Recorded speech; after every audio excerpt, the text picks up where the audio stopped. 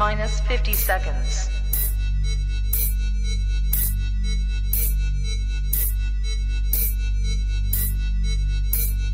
T-minus 40 seconds.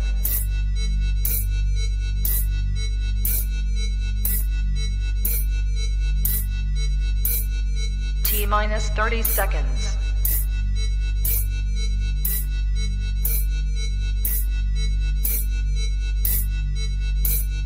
T-minus 20 seconds.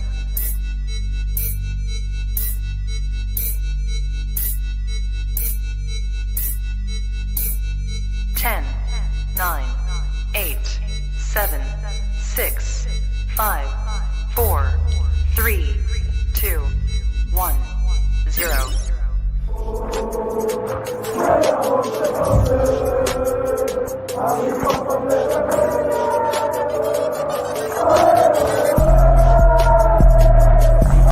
Shout out to Kopish. Shout out to Kopish, keep guys. all the good work the up. two legends, Emil Heskey, Howard Gill. Can't get much better than that, guys. Yeah. You know what to do now. Like, comment, subscribe. I'm with legends, guys.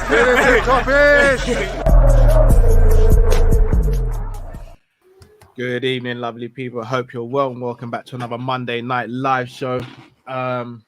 Boy, after the back of a 9-0 win, things look to be heading in the right direction. However, if rumours are believed to be true, whether it be journalists, etc., a bit of a funny moment in Liverpool's transfer strategy / ambition at the moment. We will be speaking about it today. As always, though, guys, when we get behind this mic, all that we ask is you subscribe, comment, and like. If you haven't already, please do subscribe, smash the like button, and make sure you follow all of us as well as the channel on social media. Boys, how you doing this afternoon, or should I say this evening? Ooh, you know what? I'm happy, but I'm also apprehensive because we all know what time it is. So what are you happy about, bro? I'm happy that we won on the weekend, and we're finally seeing that we're at least we've announced ourselves back to the Premier League. What I'm apprehensive as well. Yeah, what I'm apprehensive about is. So say that again, Cal. Players are coming back from injury as well. Yeah, there's three of them. But what I'm apprehensive about is transfer window, if I'm not mistaken, is like Thursday night or Wednesday night, and Thursday. Thursday. And as things stand, I just need that midfielder to still come through the door.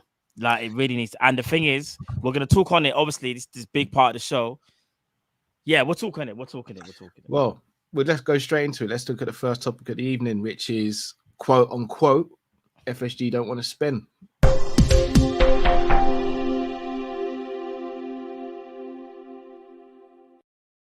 Right.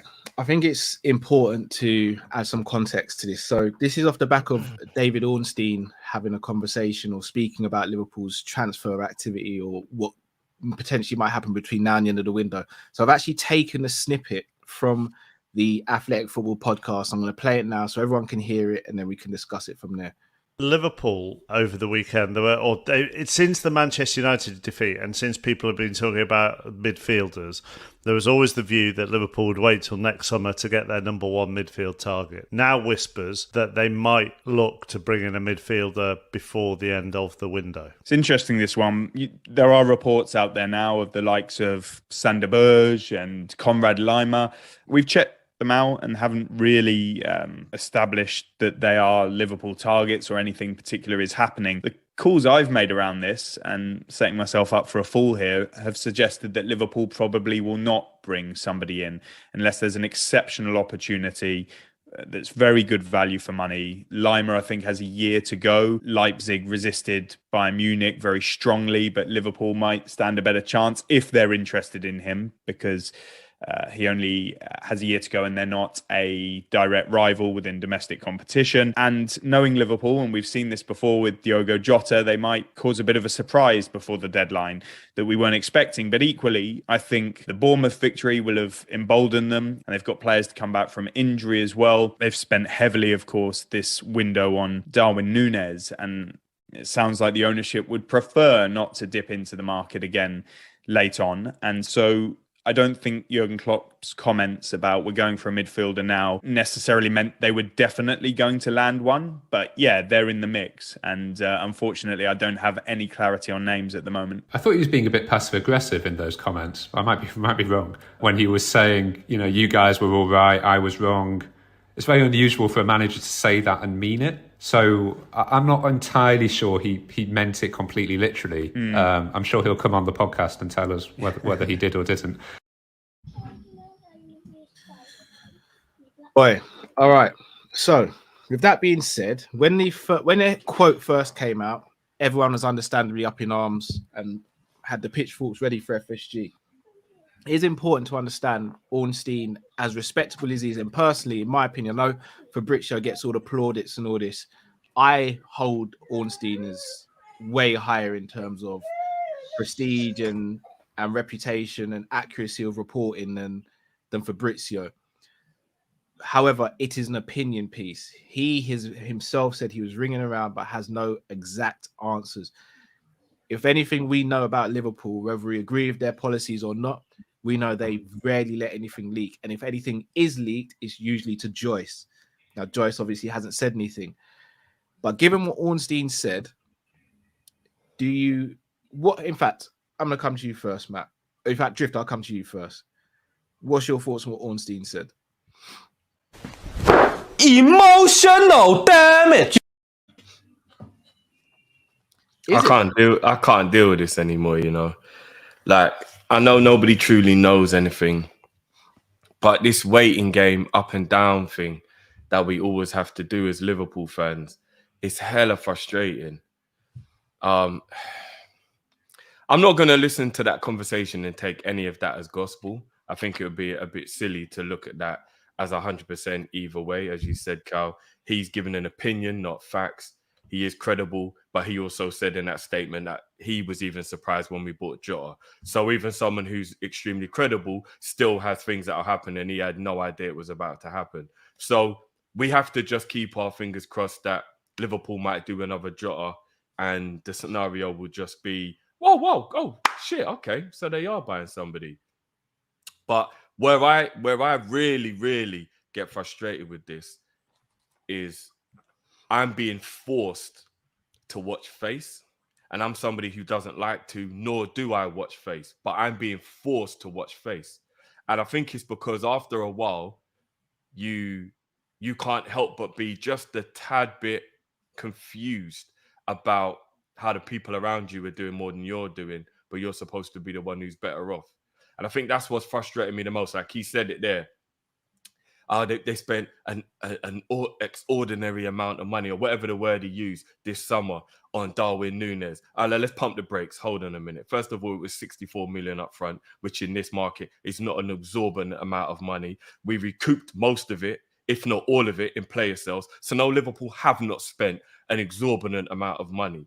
We've done what we always do, and we balanced the books. Again, I'm not saying I want my club to be run stupid, to be ran into the ground, to be a Barcelona where we're all over the place and then we're in financial ruin. No. But what I do want to do is I want to ask questions, as I said, where I don't want to watch face, but I saw a little thing earlier on and it said, Arsenal spent 150 million in this window, could be more. Chelsea are looking to go way over 200 million by the time all their transfers are done. Man United have already exceeded 200 million and could be more by the time this window is shut. Man City have done close to 200 million in this window. And I'm looking at it and I'm thinking to myself, so all the competitors, half of those teams not even in Champions League are like, we've got to do what we need to do. The Premier League's getting more competitive. It is what it is. Fuck it. And they're finding ways. Sorry to cut you, Drift. Sorry, Man City have recouped quite a lot of money though. No, fair enough. Man City have. But the point still remains is that what they did, Cal, is they spent whatever was necessary to replace all of the players they needed to replace because they barely got any money for... Well, they didn't get any money for Fernandinho, but they still spent, was it 40 or 50 on Calvin? No, Phillips? bro. Remember, Jesus, Sterling, and Zinchenko. Oh, no, I mean like a position for position as an example. Okay. So Fernandinho left for free, but they weren't bothered about the fact they didn't get money from him. They still spent 40 or 50 million to... Do you get what I mean? Because the Jesus money would have bought, what's his name from Argentina? The Sterling money would have bought Haaland. So like even as an example, like They're like, well, Fernandinho left for free. So what? If that's how much Calvin Phillips costs, that's who we need to get. Boom, let's just pay the money. Like, they are willing to do that. I mean, I know they got more money than us, but the example that I'm more bothered about is Man United and, you know what, even West Ham. It's Man United and Arsenal that are more the examples that bother me. They're two clubs that have not been doing well Champions League-wise, especially Arsenal. But they're building and they're spending, and their owners apparently are the most worst owners in the world. Both those sets of fans are doing protests, get our owners out, whatever. And I'm not saying they haven't done things bad in the past, but our owners have also done things bad in the past. So I don't understand why I'm watching my club penny pinch and not do what needs to be done to stay ahead, while everybody's doing what needs to be done to catch up. If I watch this window close and barely anybody had done anything, I'd be content, you know. I would actually be sitting there and I'd have probably not real issue with what we're doing. I want us to fix problems, obviously. You always want that. But I'd be like, well, you know what? We're still ahead of the curve. So cool. But if you keep letting everybody catch you up, you're playing with fire. You're gambling, as we said last week. I think it was a Friday show, Calm. It's always gambling. It's too much gambling. We are always gambling.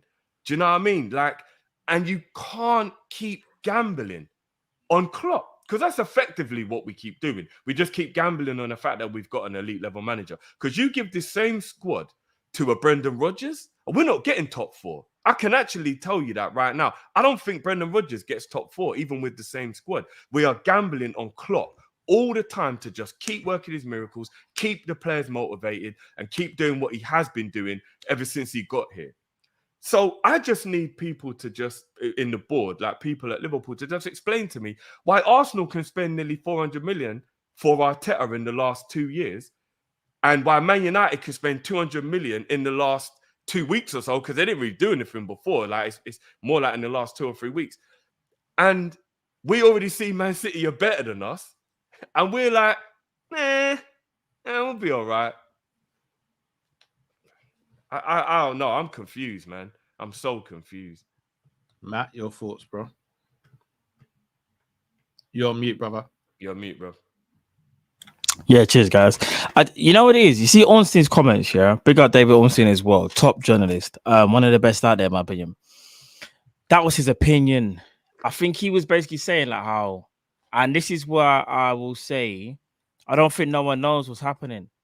Like, it's frustrating for us fans because obviously Klopp might have done a tongue-in-cheek thing, or I don't know whether he was being dead serious when he was like, I was wrong, you guys are right. I don't know if he really meant that. I don't know whether he's covering up, whether he really believes that. I don't know. But what I do find kind of mad is that we've left it so late in the window for this U-turn. And the thing is now is that I think Klopp knew all along we needed a midfielder. I think maybe, and I say maybe, he was deliberating what to do because he probably thought, you know what, if these guys are fit, the guys that he believes in, he feels he's got enough. But then things started to go wrong, and then he realized, right, you know what, I've relied on them, whatever, I can't do this. And maybe it was also a case of we didn't have the funding to go and get the player he wanted. Because let's be real, like, as a manager, you're going to want your targets. You're going to have the other people, they have their targets, and you've got to come to an agreement. And maybe there's some disagreement about who Liverpool should go and get. The fact of the matter is that when it comes to what Ornstein said, in my opinion, he's basically saying, like, from what he understands, he's just unsure what we're going to do. He's very unsure. We could do a Jota situation and go and get him. If I'm not mistaken, Luis Diaz was bought 3 days before the window closed. In January. It was 3 days before. We're approaching that time kind of now. And I do feel like Liverpool, if they are going to do something, they keep it so quiet to literally the night before, we'll hear a rumbling that we're interested. Then the next day we've agreed a fee. So that's just me thinking, do you know what? Ornstein's really tried to, he's done his due diligence. Don't get twisted. One of the best in the world.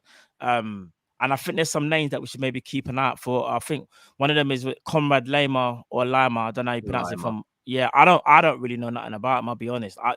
You man in the comments, I have to tell me what he's like. Yeah, I haven't watched him. He's an all-action box-to-box midfielder. I wouldn't say he's technically brilliant or anything like that, but he'll provide energy. He'll provide energy. So is he German? He's Austrian. I'm not Austrian. mistaken. Would you compare him to someone like a McGinn, maybe, or something like that? Like McGinn's kind of all action everywhere. Again, kind of. I'm probably the wrong person to ask about McGinn because I actually rate him really highly. I know a lot of people don't really rate him like I rate him, so I'm probably not the best person to ask. Fair enough. But like again, his comments, I don't think we should panic. I think we should only panic if it hits midnight and there's no midfielder. I think as things stand, no one knows what Liverpool are going to do. There's been so many people are giving their opinions. They're not giving necessarily facts. They're all saying what they think Liverpool are going to do. Yeah. These are the people that they think they are after because they don't have a lot of information to go off. And we are one of the best at doing that. We kind of do move like shinobis out here. We are ninjas. Whether we like it or not, that's how we move. So I don't think we should press the panic button just yet. Although, like I said before the start of the show, I'm a little bit apprehensive because I just want to get that midfielder over the line. And another thing as well, Carl, is that I want it to be the right midfielder. Yeah. And this is where I have to agree with Klopp when Klopp's like, it's got to be the right one. But I don't want a situation where the centre-backs where we had Ben Davies and the hologram and my man Kabak, and then we're all looking at each other. All the Liverpool fans are like, what? Is this Klopp asked for some centre-backs and he was given this kind of thing? We don't want that as fans. So I hope it's the right person. I can tell you from now, I don't think it's Bellingham. I'm going to be honest, Cal. I genuinely don't know who we're going to buy. But I really hope there's a plan, bro. And I don't think there's no coincidence as well that JW Henry was over in the UK. I don't think there's no coincidence.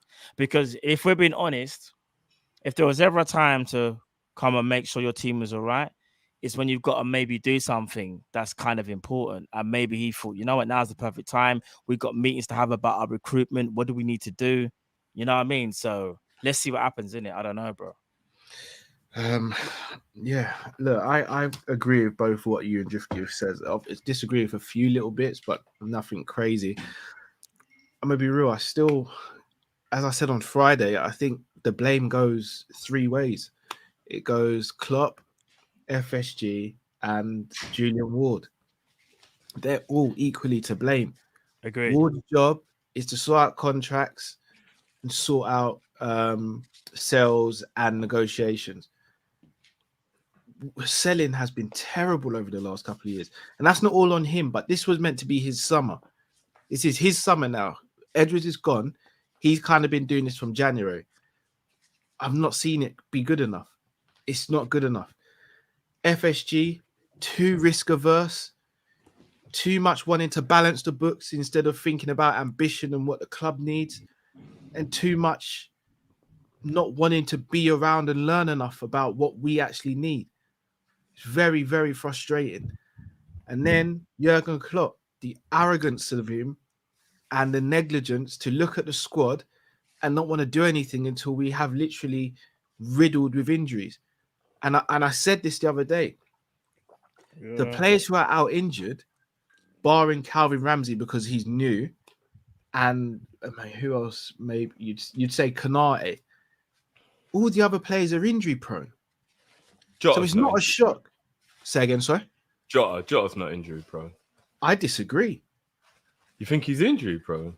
I'm not being like since he's been here, he's kind of had his injury problems. Jota's kind of picked out injury. I know what you mean. He's not injury prone, but he's had his fair share of injuries. He's had his fair share of muscle injuries. Yeah, that's fair. He has had his fair share. That is. He has. Yeah. I mean, so for me, the blame goes all three ways. And I'm going to be real. You're sitting here on the 29th of August and you're expecting to close out a transfer on someone who's going to be good for Liverpool, who finished last season as the third best team in the world. I'm sorry, what are we doing here? Like, how stupid is that? For lack of a better word or phrase, it's stupid. If you need something or a specialist, you don't wait until the last minute to do it.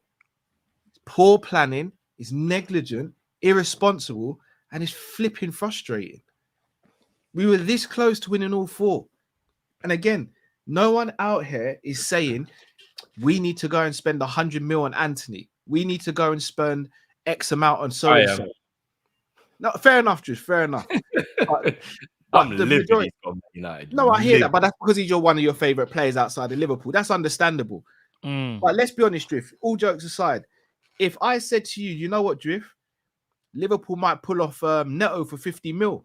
You're not sitting here peed off about it, bro. You're sitting there thinking, raw, maybe he's not my first option, but raw, man can do a job on the left and the right. So that's covering Salah and Diaz. Yeah, no, Neto's my guy. Yeah, I'll be happy with that. Oh, Matthias Nunes. What? For 40 mil? All right, fair enough. He might not be the be-all and end-all midfielder. He increases what we've got right now. He takes us to another level right now. And then he can compete for positions next season.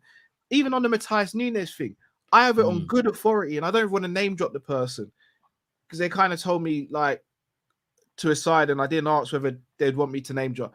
I have on good authority that Paqueta, sorry, not I'll get to Paqueta as well. Oh, that, yeah. The Matthias Nunes wanted to come to Liverpool. Now, think about this for a sec, guys. Matthias Nunes was approached by Wolves at the beginning of the window and rejected them. Yes, he did. Then by the end of the window, he turns out to be a Wolves player. Yep. And you're telling me he wasn't waiting for someone. He was waiting for Liverpool or Manchester City.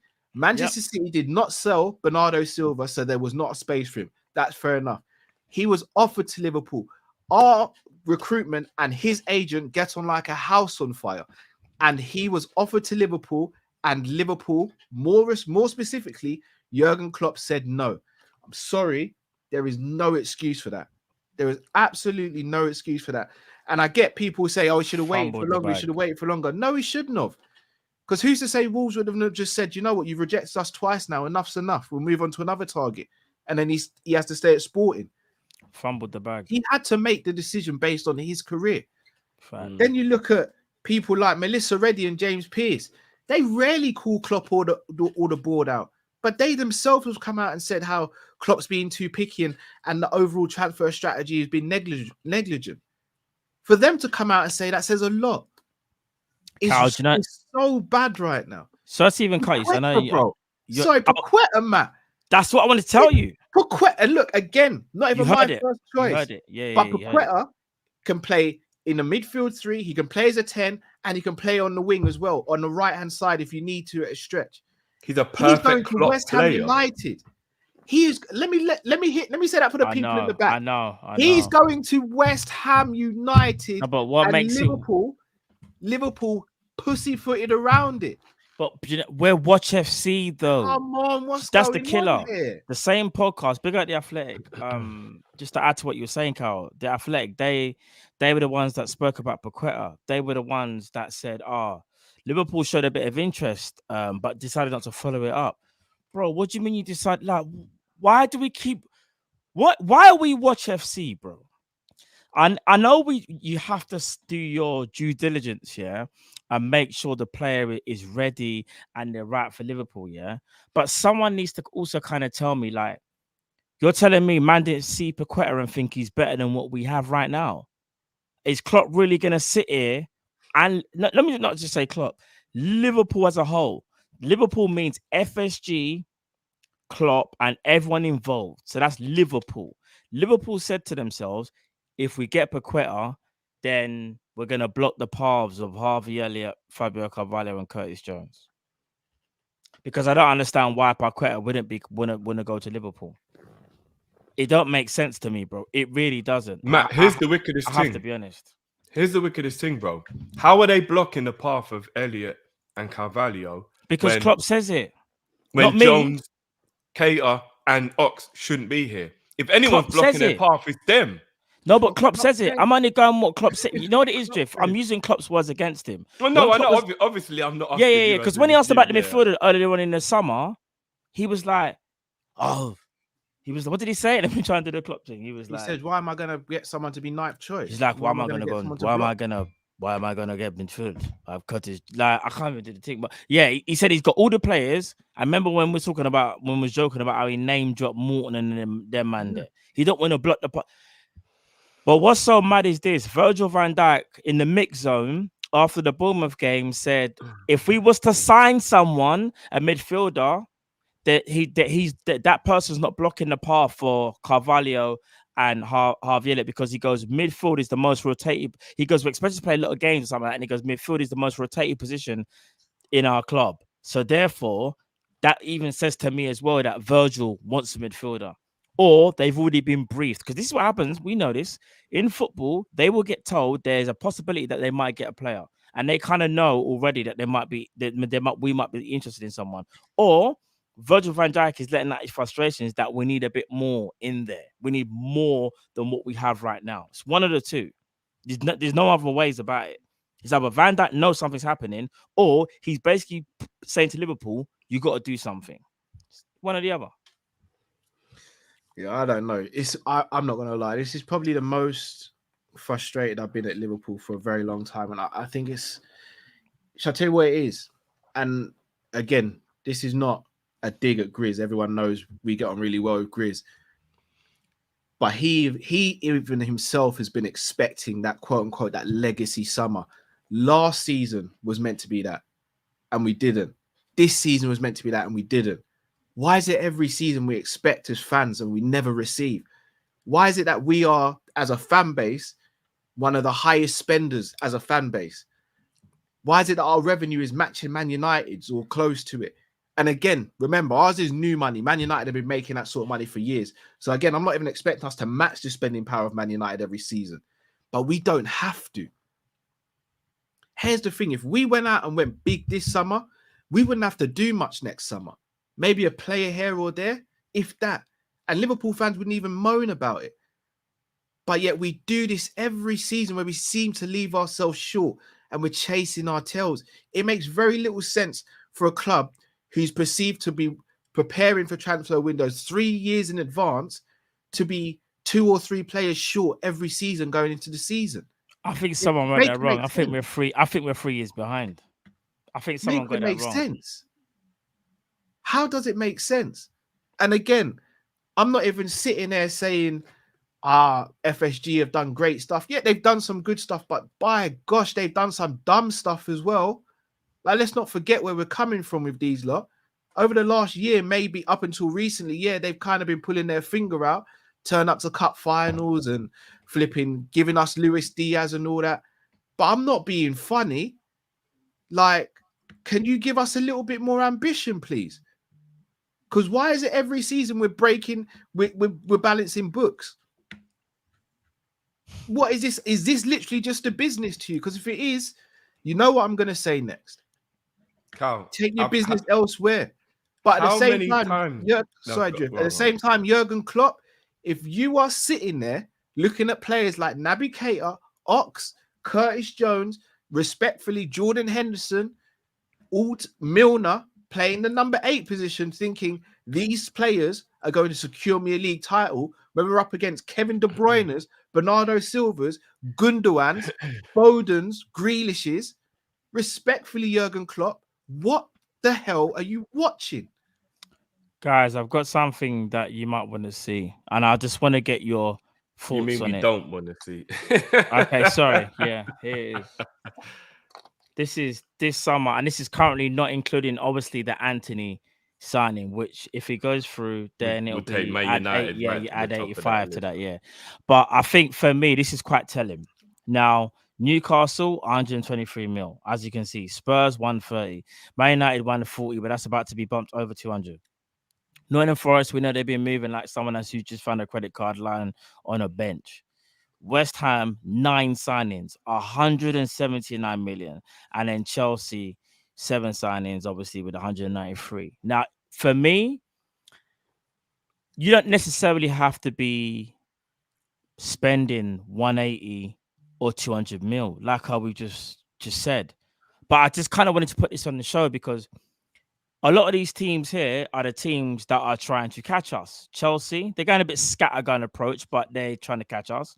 West Ham are obviously trying to get into the top 4 at some point. Not for us just want to stay alive. Apologies for cutting you, Matt. No, that's Is cool, the Chelsea figure including Fofana or excluding Fofana?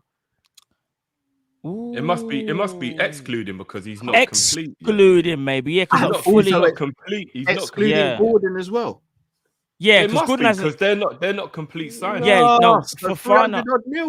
Yeah, so Fofana is close, but we know it's there. But yeah, they haven't added that because that's not actually official, even though we know it is.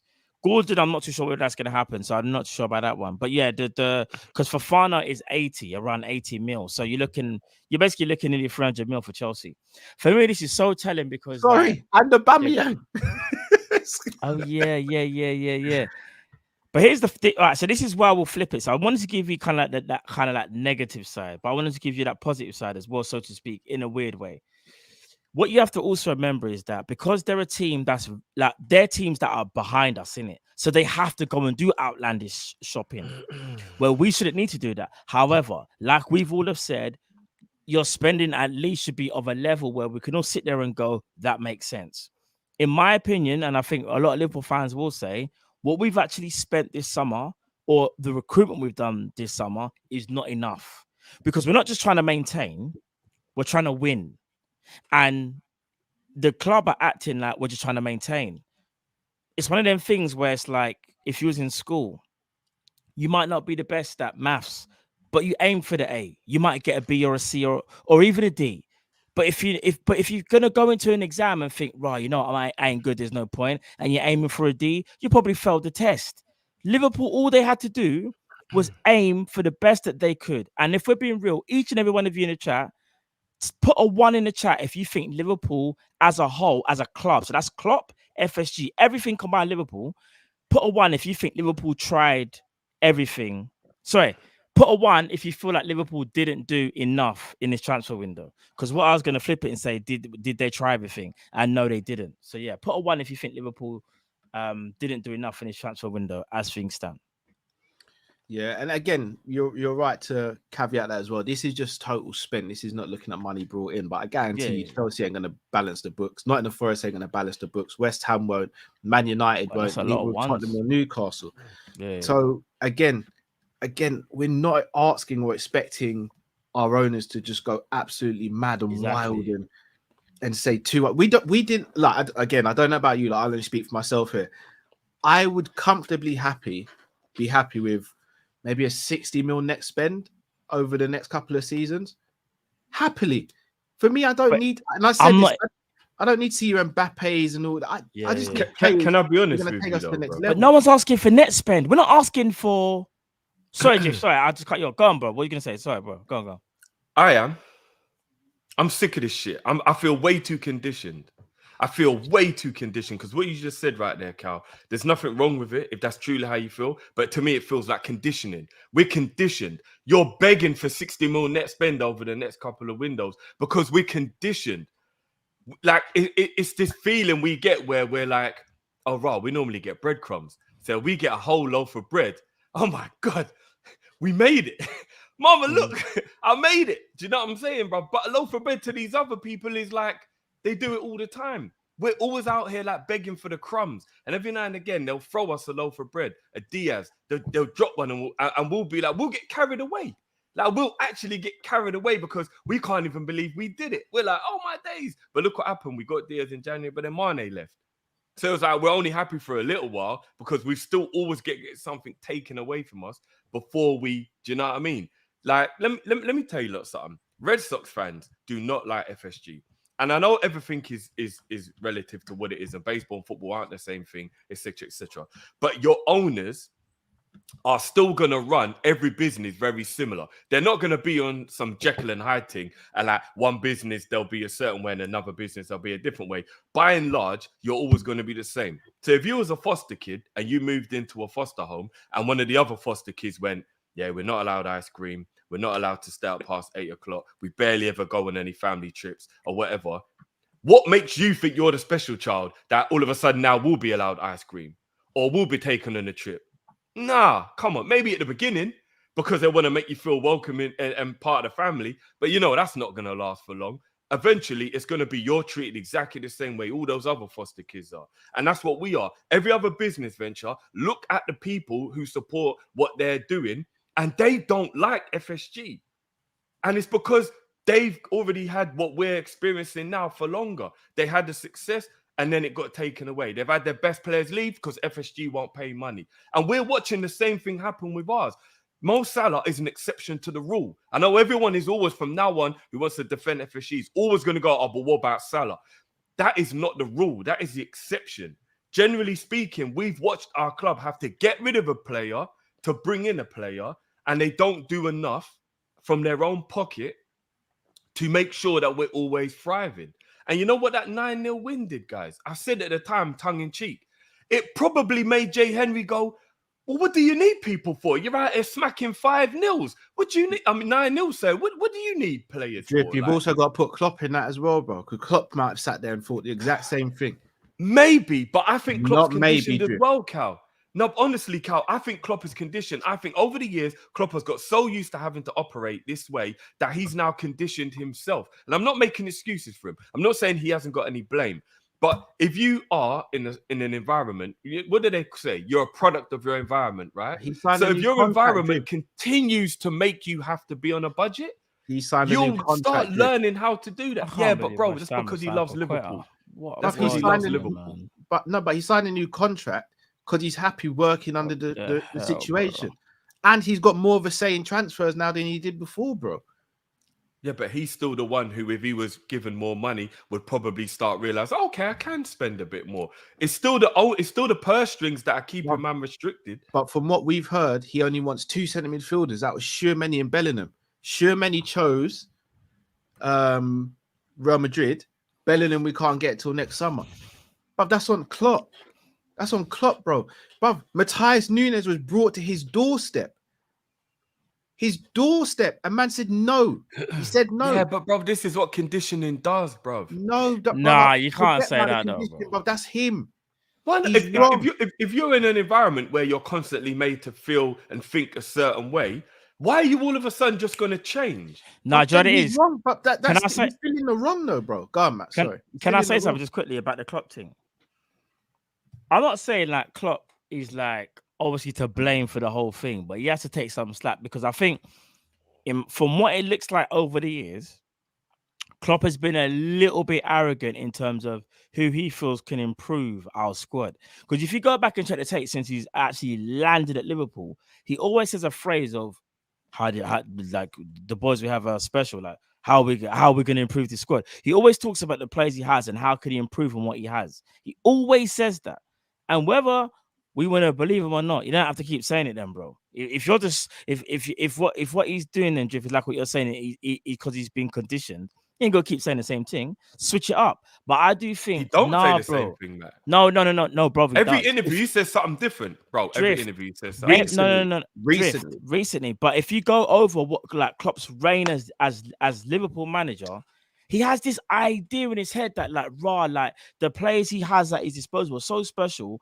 And if I was to bring in someone else, I don't know if they can do what he does. Like Klopp is a little bit like that, bro. He does like, and again, I feel like it's because he said we have bills to pay 3 years ago. No. But here I'm saying, I think it's because of he's throwing he really does feel and like agree with the players as has at his disposal. He feels like they are good enough, and he has this idealistic thing of like it's going to be very hard to like find someone who can do what they do. Like, let's be realistic for 1 second, yeah?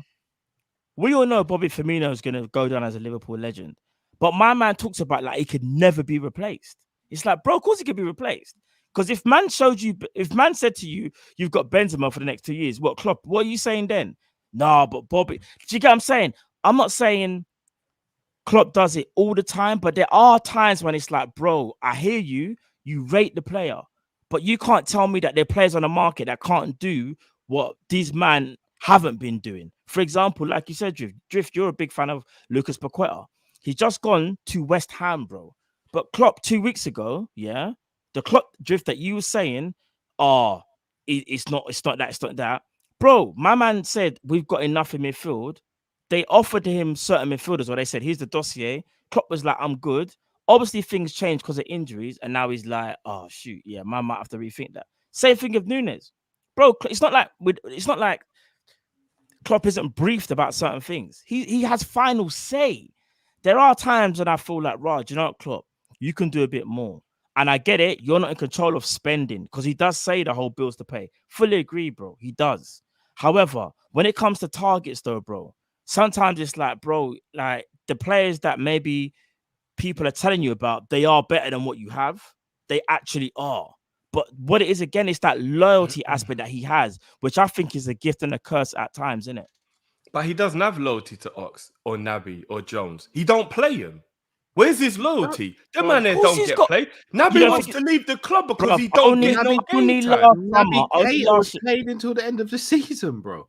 No, we all know there was games. We've had these conversations where Naby should have been playing, but he wasn't playing. Klopp never backs what he says about Naby, and he never backs what he says about Ox That was either. just the Champions League final, bro. He played the game against Man City in the FA Cup. So what's Naby's issues then? Why is Naby one out? What's Naby's problem then? God knows, bro. No, honestly, what's Naby's problem? Naby, I think the Champions League final done it, Naby. Let's be one real. game and he's gonna want to leave. No, but bro, no, of course. That's a massive drift. I asked you the question. There's other factors though, bro. Come on. He only played 1,500 minutes last season. And he was fit all season. All right, Naby, bro. don't play you Drift. man. He wasn't fit all season. Drift. All right, Drift. I'm gonna ask you. You were a striker. If there was another striker in the team who you'd been performing better than in the last five weeks, and it's coming up to the final, and you're thinking, "Raw, I've been outperforming this guy for the last 5 weeks. The final's coming up. I should get the nod." And then your manager turns around and goes, "I'm going to play the other striker." How are you feeling, bro? I'd be pissed off, but I wouldn't want to leave the club. No, you say that now. But bro, no, I wouldn't. And especially under like what you lot say, Naby always plays. Because if you lot are right, Naby always plays. Then one game's not going to make you want to leave. We know that's not the case, though. Come on, man. I said Naby don't play enough, and you lot said yes, he does. Only the final we got dropped for. That's literally what we just had a conversation about 1 minute ago. I did not say he plays all the games, did I? I said Naby barely plays, so Klopp doesn't show that he backs him. And you lot said, yes, he does. He plays all the time last season. No, Naby does play. It was only the final Naby does. No. All right, let me just put it into context. I'm confused. Naby plays. You said he doesn't. You said Naby doesn't play. He does play, but maybe for Naby, he doesn't play enough. He doesn't play enough, but he does play.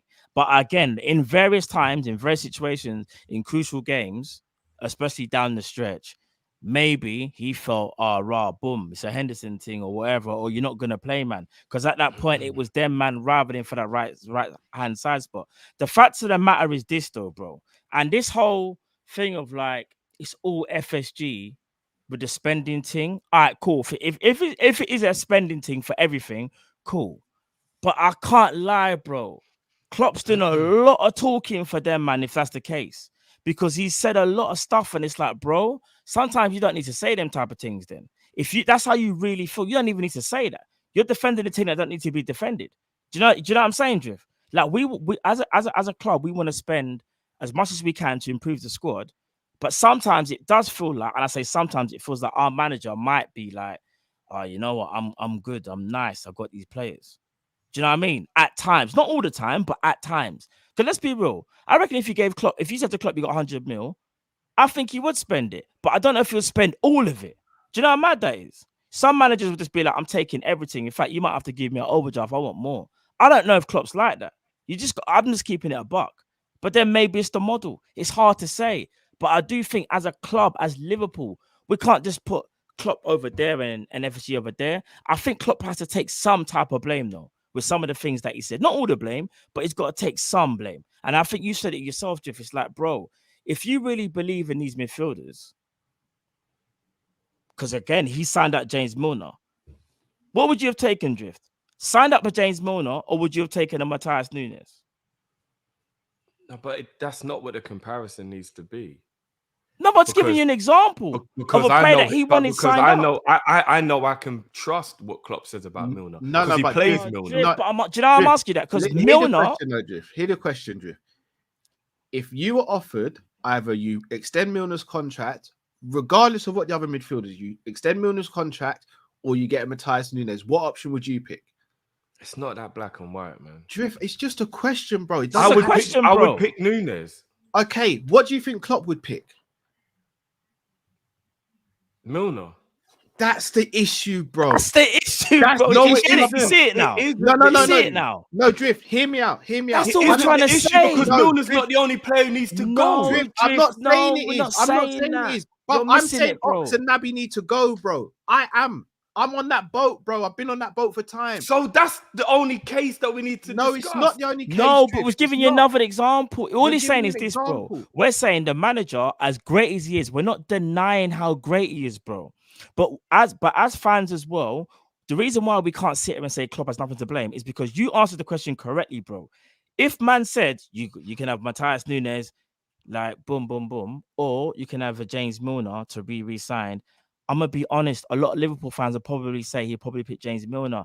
And do you know why that's a little bit worrying? Is because we know deep down Matthias Nunes walks into our midfield and he improves us. Whereas Klopp might feel Milner, for what he offers and what he's done, he still relies on him and he still feels like he's an important member of Liverpool, which is not a bad thing, but it's also maybe overrating what you also have at your disposal. That's all it is, bro. That's all it is. Drift. I'm going to Fair switch the enough. question now. I'm It going to ain't switch the black and question. white, though. No, Drift. I'm going to switch the question now.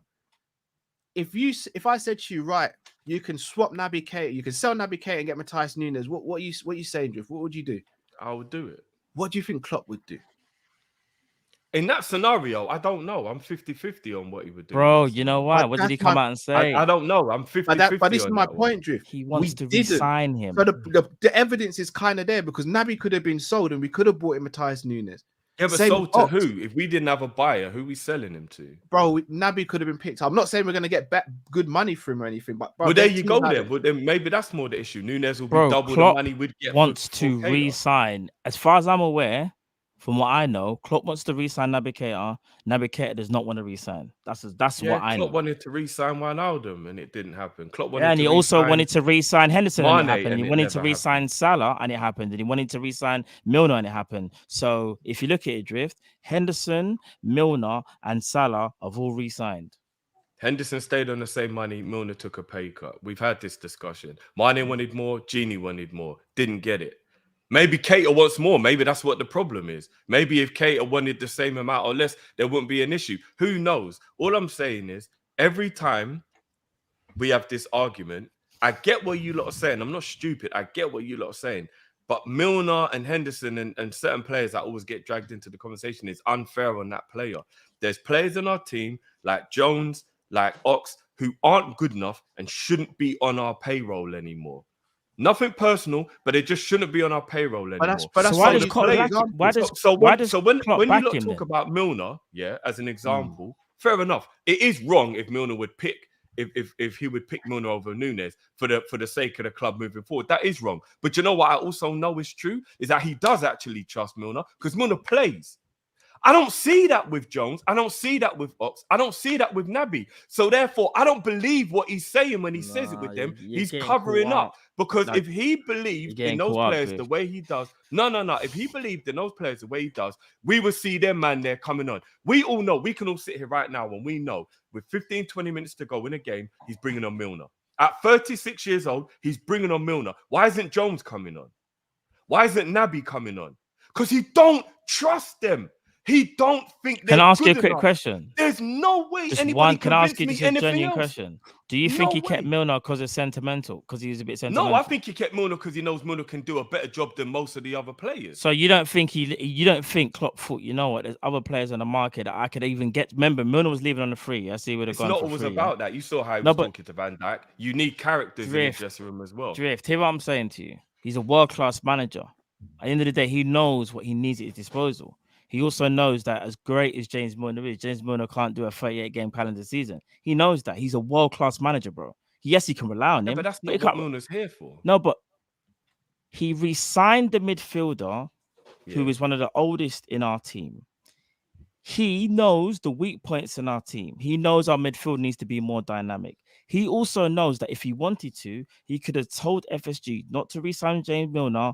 We need something else in midfield. If he wanted to, And you think could have FSG done would have that. given him the money for that? bro. yeah? But that's not. Hear what I'm saying? He could have done that. He could have at least asked. How? He didn't. Without money? Alright, No, so- Matt, alright, so without money. let me how ask can he another do that? question, Drift. Let me ask another question. When he came out and he says, we will not get a midfielder unless one of our midfielders says they want to leave. Otherwise, I don't want any new midfielders. I don't want anyone to leave. So what do we say about that then? Because We say again, that's him just telling us something to make everybody think everything's all right because you don't okay, want it but to look again, like there's if problems. I'm led to believe people who are quite trustworthy, who have told me certain things like Dortmund wanted Naby Keita, West Ham wanted Ox. Other teams wanted Ox. What Yeah, do but we I say mean, then? is that real though? Nobody made a bid. Is that real? Like, we can't trust that.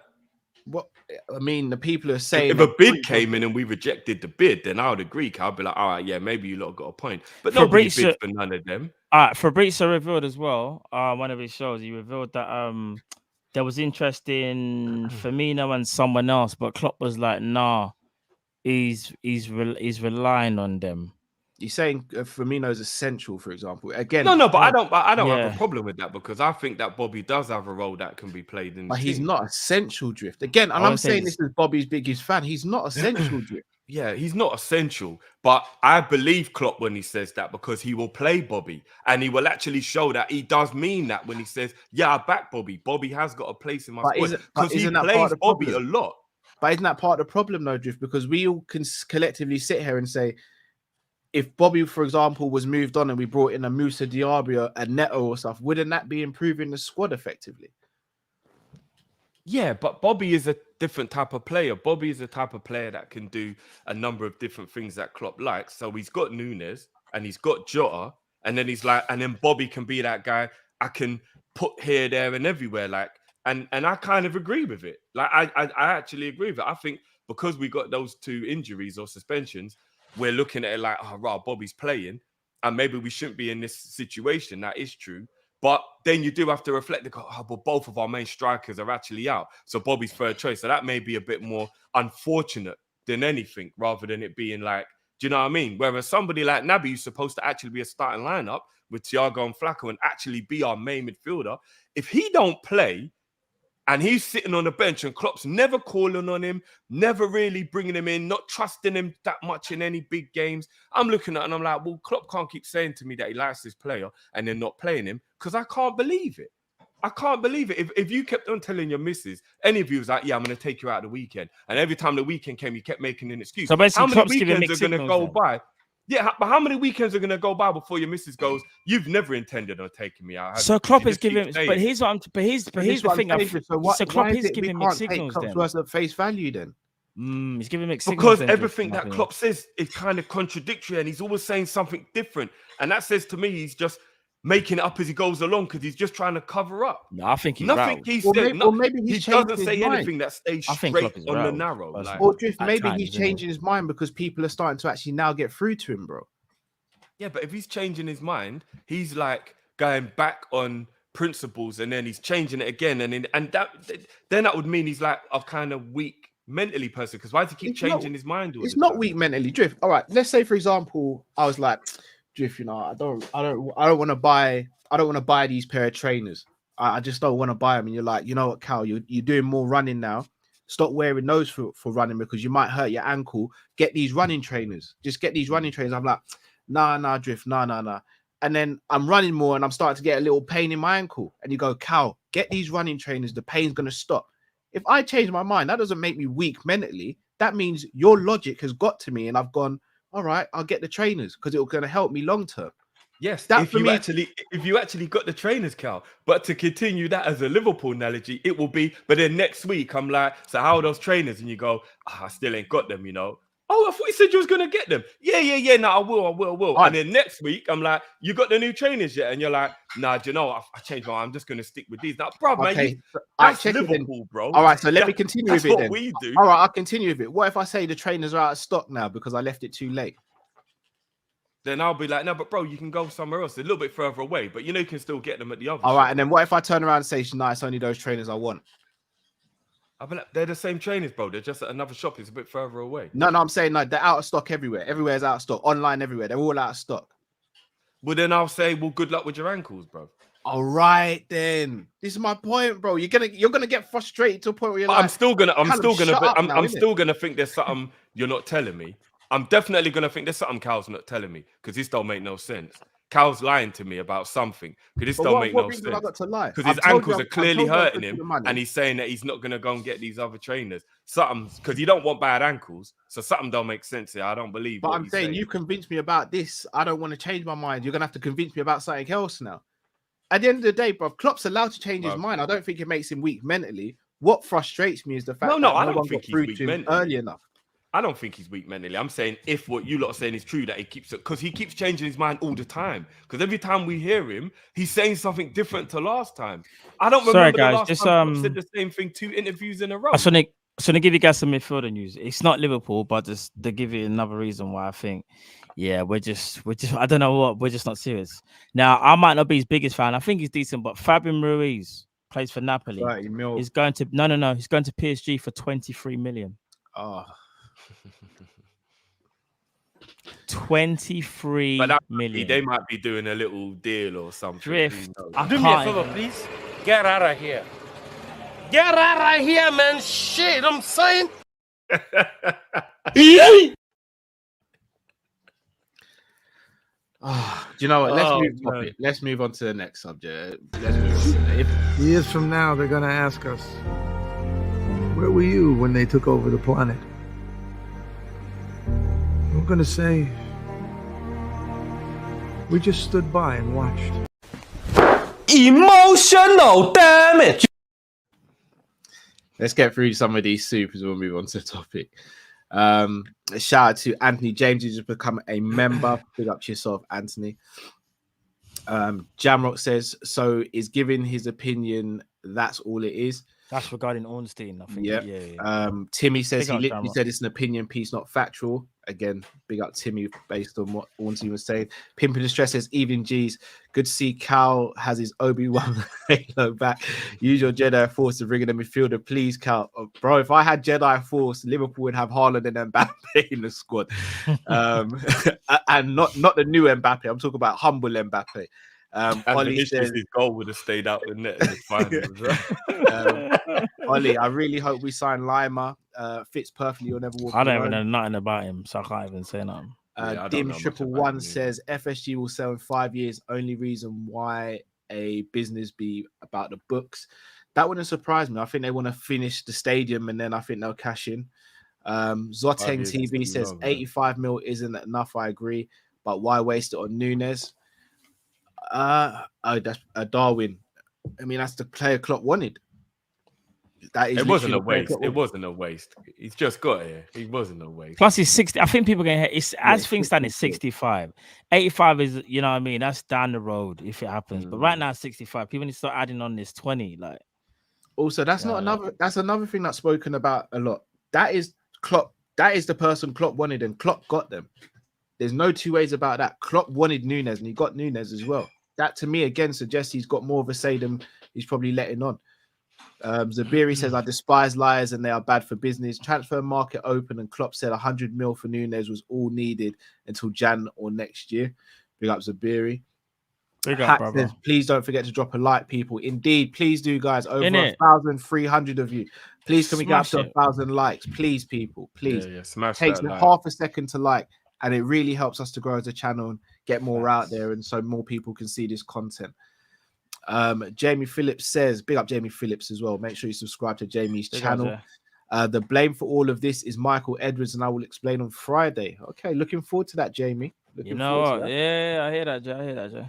Jamrock says, what profile of midfielder does Klopp or LFC want? Honestly, I don't know, Jamrock. We were told at 8 that can play the 6, or what? That's what it's been reported. Shall I say? Yeah, I genuinely don't know.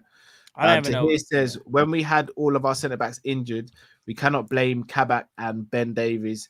We were on top of the table. We badly needed centre backs, and Klopp was giving pocket change. Absolutely spot on. True. That's which is why we went so hard at FSG when that happened. Yeah, went hard at FSG. Got a lot of like pushback from different sections of the audience and Liverpool fans because we went absolutely crazy against FSG. Caliman says negligence plus arrogance equals Klopp and FSG this season. Both have to hold blame. Klopp press conference admitting we was right all along and he was wrong about needing a midfielder is worrying. Was he really that arrogant? I think he was being sarcastic. He wasn't. There's video. There's an actual video there. He wasn't even being sarcastic. I need to see it. Claire Marie says, how are we selling Mane, Origi, and Minamino and not buying any more players? Plus K at Ox, Jones constantly out. It's not rocket science. Big up to yourself, Claire. Been rocking with us for a while now. Trust me. Big up, Claire, man. Doogie, at what point is there a collective FSG out moment or movement? Sorry. I don't know. I don't think Do you know there what? will be. Yeah, if it happens, you would just know in it. I don't think I we're there. genuinely don't think there will be. I don't think we're that. I don't think they've been bad enough for it to end up like that with its protests and Yeah. stuff. They just need to fix up. Exactly. Do you know what it is? That's what it is. They just need to fix They're up. not Mike Ashley. Like Newcastle fans will tell you that, like, it's not him. But what we just want more. Do you know what it is? We want more. That's all it is. We need more as well. Tahir says, without Klopp, FSG are nothing, just stingy. I'm not going to use the last word because that can be seen as derogatory to Americans. They are stingy, though. They are. Vin B says, Paqueta to West Ham means Souček. To us, he's 1.92 meters and arrives late in the box.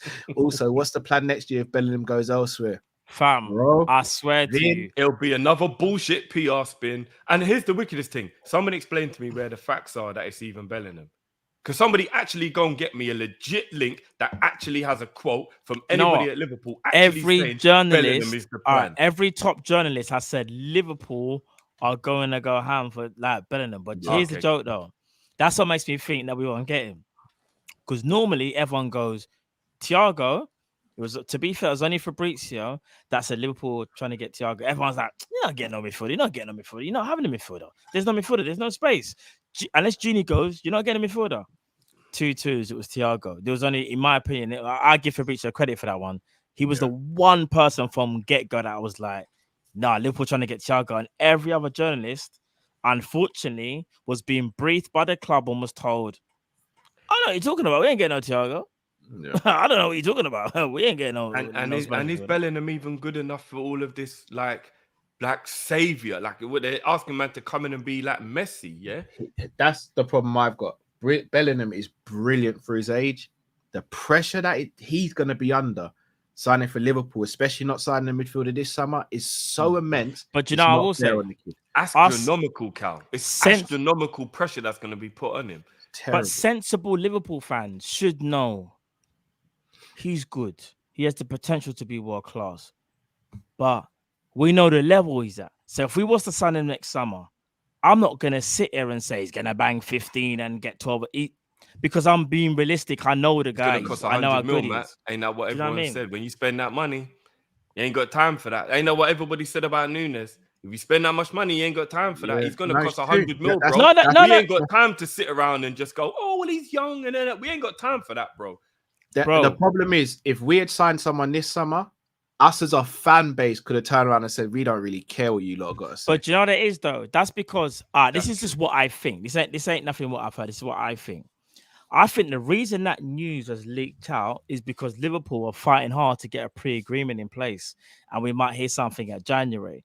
The reason I say that is because there was a quote from Dortmund's chief executive that said, Bellingham is going, he goes, Bellingham's not going nowhere this summer. We would like to keep hold of him until past 2023.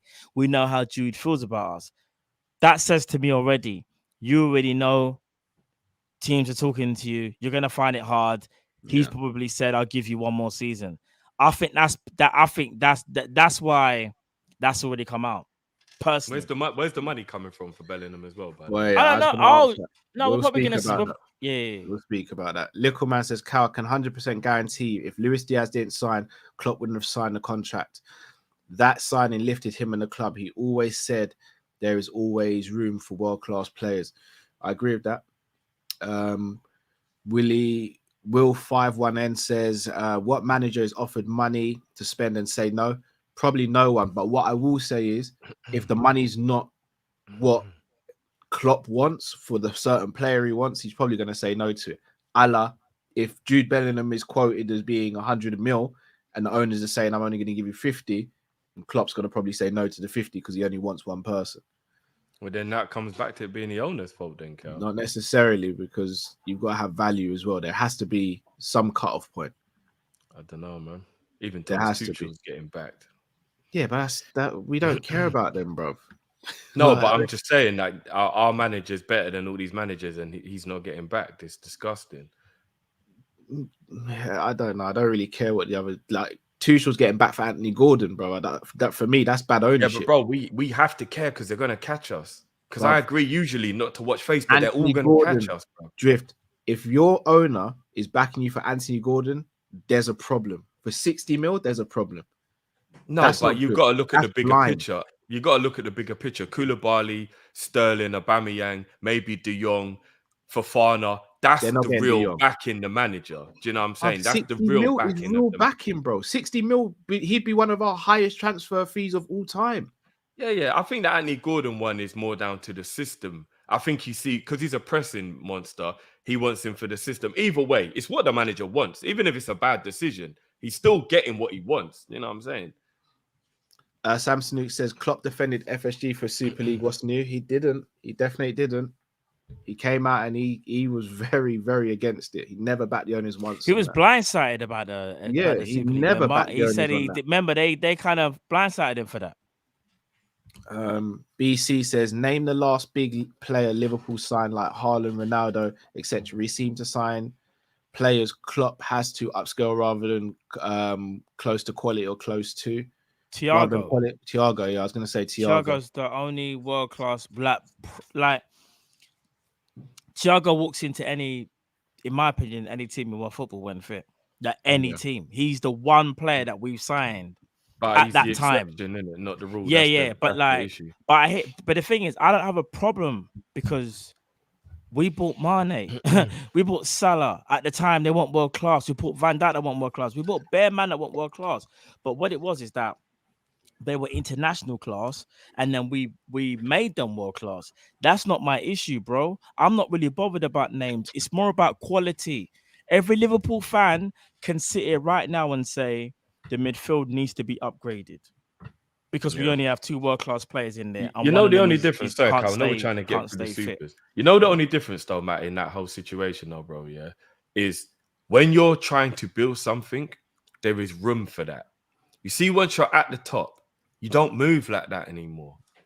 Like, that's not, you know what I mean? Like, we could have, don't get me wrong, I wanted Mane as an example, so I was over the moon. So I'm not saying you can't do that, but that when you're building, you do that. Once you reach the top, you don't do that anymore. Now you just get the pieces that are already there because you've got the team to where you need it to be. You don't keep bringing it back down with players that need to be built up. You now get people that maintain that. No, but that's like saying respect. Elliot and Carvalho was coming back down. I'm not saying they're not going to be world-class players in the future, but if they're going to be starting midfielders, which is what it looks like, we come back down again to go back up again. Do you see what I'm saying? That's not how you maintain greatness. That's not how you maintain greatness, man. No, but what I was going to say is this year, I understand because you got to have a certain amount of, put it like this, you got to have a certain amount of quality to stay at the top. There's no denying that. However, for example, let me give you some names and tell me if they wouldn't improve. They might not be world class, but they'll improve. If I said to you, Joel Matip, unfortunately, was to leave because I think he's only got 2 years left, whatever. But we would have got Fofana. For me, I think that's a great signing. Fofana ain't world class, but I think he's international class. And Fofana's a bad boy. No, I'm giving examples. Fofana's is one of them. If I said to you, here's another player that Matthias Nunes. Matthias Nunes. If we was to sign him, he's not world class. He's international class, but he comes in and improves the squad. But what it is, though, Drift, is that it's called balance, in my opinion, because I hear what you're saying. You've got to have a certain amount of world class players in your team to where the hierarchy can look at it and go, all right, we don't need to go crazy every summer, but we need to just make sure we get the right players in, and they've got to be of a certain level. Bruv, I swear to you, I'm not bothered about names. It's more about how good you are. Because you see, like, if Firmino was to be sold today and we bought Christian Nkunku, I'll be over the moon. I don't think he's world class, but he has the capability to be world class because he's only had one phenomenal season. But I think that's a bad example because he is a big name in football. So that's a bad example. No, it's not a bad example. It's a good example because Christian Nkunku's name's only been enhanced over the last 12 months, bro. Because if you go back and watch season, he's still a hyped player at the moment. Only last season. But it was only last season. Last season was his breakout season, and he signed a new deal, and that's why it's on everyone's lips because he's got a release clause that comes into effect next summer. But other than that, but he's still a player that everybody's talking about, though, right? Only now, because but that's one season. We're talking about now. But he's not world class. You're talking about no. He's not world class. But what I'm saying is, he's not a drop down enough to be what I'm talking about. And to be honest Right. with you, see Nunes. I know Nunes is a good player, but I don't think Nunes is good enough. But we're just willing to take whatever we want now. If I'm being Drift, you completely can't honest say with that. you, You can't say Nunes, that. no. Nunes is just Which better Nunes are you than talking about?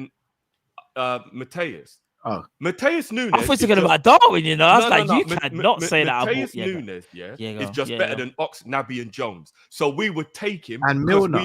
we're And in Henderson. this position. Yeah. We're in this position where we are But he's kind of better like than all of our midfielders, bar Sorry, two. no, he's No, better than all of our midfielders apart from all of our number 8s apart from Thiago. Okay, He's better. That's Than not Yeah. the point. I mean, I still think that I still don't necessarily agree with that. But the point I'm making is he is not a I think clear Naby could talk to you, jump. man. He is not a clear jump up because as Liverpool, what we're supposed to be doing is the Casemiros and the De Jongs of this world because we're at that level now. And I'm not even just saying because of the name. I mean the quality of the player. I hear We're you. not supposed to be chasing Mateus Nunes's and hoping that it works out. We're supposed to be going and getting a Frankie de Jong who's clearly going to work out and keep the level. Why do we have to keep coming down and going back up again when we're supposed to maintain now? Liverpool are at the level now where we're supposed to maintain. No. You All don't right. see anybody Sorry, else sorry, let me jump in, man. doing that. Frankie don't want to leave Barca for a start, Drift. So, and we were never going to get Casemiro because No, he's I'm not just what we giving you need. an example. No, The but- player for an example. No, but here's the Camavinga, thing. Tchouaméni, players who were clearly off that level where you're not going back down again. But we You're tried to get maintaining Tchouaméni, level. bro. We tried. Apparently, we tried Gravenberch. to Tchouaméni. How hard did we try with these type of players? No, I don't bro, know. Drift, I don't know. Drift. You can't change your tune on this one. Come on, bro. We know the Tchouaméni talk behind the No, scenes. no, We not know. sure many. I'm talking about Yeah. Camavinga. I'm talking about Gravenberch. Okay.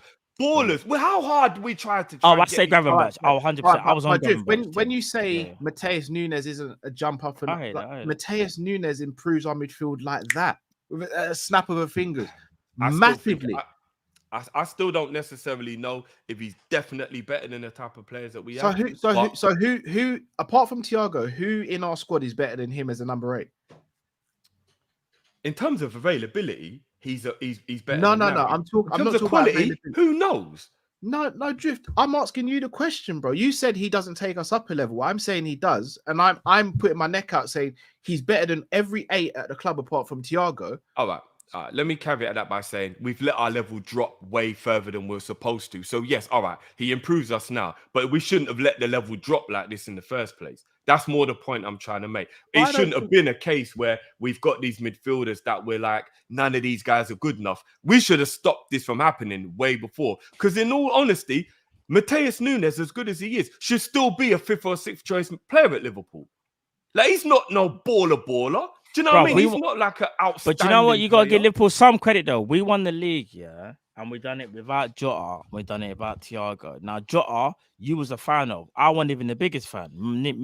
And neither was Cal. We were like, he's good, but is he that good for that fee? Remember, I was on the Werner thing. People, I know I made a mistake in it. We all make mistakes. I was on the Werner thing.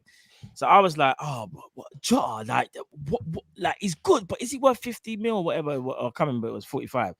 But do you get what I'm saying? He wasn't world class, Drift, but Liverpool knew that he was gonna be world class or can be. It wasn't about the name. The Thiago one, that's where we can say that really fits the bill. Like, bro, he's one of the midfielders that we've watched, yeah, from young on foot. Bro, imagine one day if we were Thiago, that'd be crazy, innit? And it actually happened.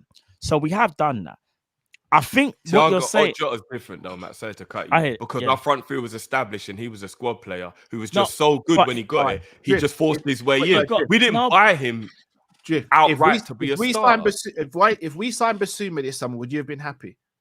100%. He's not world class. He's not world class, bro. I didn't say he has to be world class. I said he has to be a top quality that your level but doesn't you said drop. you want the Basuma names and... is top quality. No, but do you remember when I said our level wouldn't have dropped with Basuma? Drift, you're agreeing with what I'm saying. Remember when I said to you, it's not about name or price, it's about quality. You're agreeing with me because you're saying but Basuma's better than Nunes, though. No, but regardless, he's not. I've got he didn't cost a lot of money, did he? Yeah. No, I'm not saying they have to. Cost No. I'm not saying you said that, Drift. Let me land. You're saying you want someone like a world-class player like De Jong or Casemiro. I'm saying that's fair enough, but I'm saying it didn't need to be that because we've got so many world-class players. And again, another caveat: how many times do Man City sign a player that's world-class at the time of buying them? Not many teams are able to do that. We're not necessarily able to do that because for a start, how many world-class midfielders are out there available, not at a top club already? So that's the first hurdle. Second of all, how many world-class midfielders are going to want to move to Liverpool, or are we going to be able to afford? And then thirdly, are they even going to be able to get into the squad depending on their position? If we went out and got someone who is a level above what we have right now, then we can't complain because it's taking us up and improving the squad. Yes, but we shouldn't have let the level drop this low in the first place. Oh, but no, we all agree. No one's denying that, Drift. Here's the thing. I rate Basuma highly, so I'm not even going to be shady at Basuma, but Basuma is still part of our conditioning of why it was the type of player we were looking at. If we end up with Basuma, fine. He's a baller. We still should have aimed higher first. We never aim higher. When do we ever aim higher? So what? Like, So name me some names, then, Drift. Name me some names. But it's not my job to find these players. The scouting need to do this. No, but I just named some. Gravenberch, Camavinga. They're not even world-class players, bro. They're just talented players, bro. Basuma right now. They're just talented players. They are top-level midfielders, and everybody they're talented knows players. But they're talented players. So the point I'm making is, even if he's not world-class, you aim for the top, and if you don't land at the top, you land only a little bit lower. No. You're making my point. Because those players, are clearly, even if they're not names, it's like a Bellingham scenario. Even if he's not world-class, as in like right now, we can still look at those players and know they are guaranteed to pretty much be world-class. That still counts for what I'm saying. I'm not talking about dilly-dallying with these players who are never going to be world-class and clearly don't even have any intention of getting to that level. I'm talking about a player like a Camavinga who, all right, he might not be world-class right now, but it's so fucking obvious he's going to be. That still counts as what I'm saying. We don't aim for these players. We don't go for this caliber of player. That's why we end up in the situation we're in. No, Joe, it is, Drift.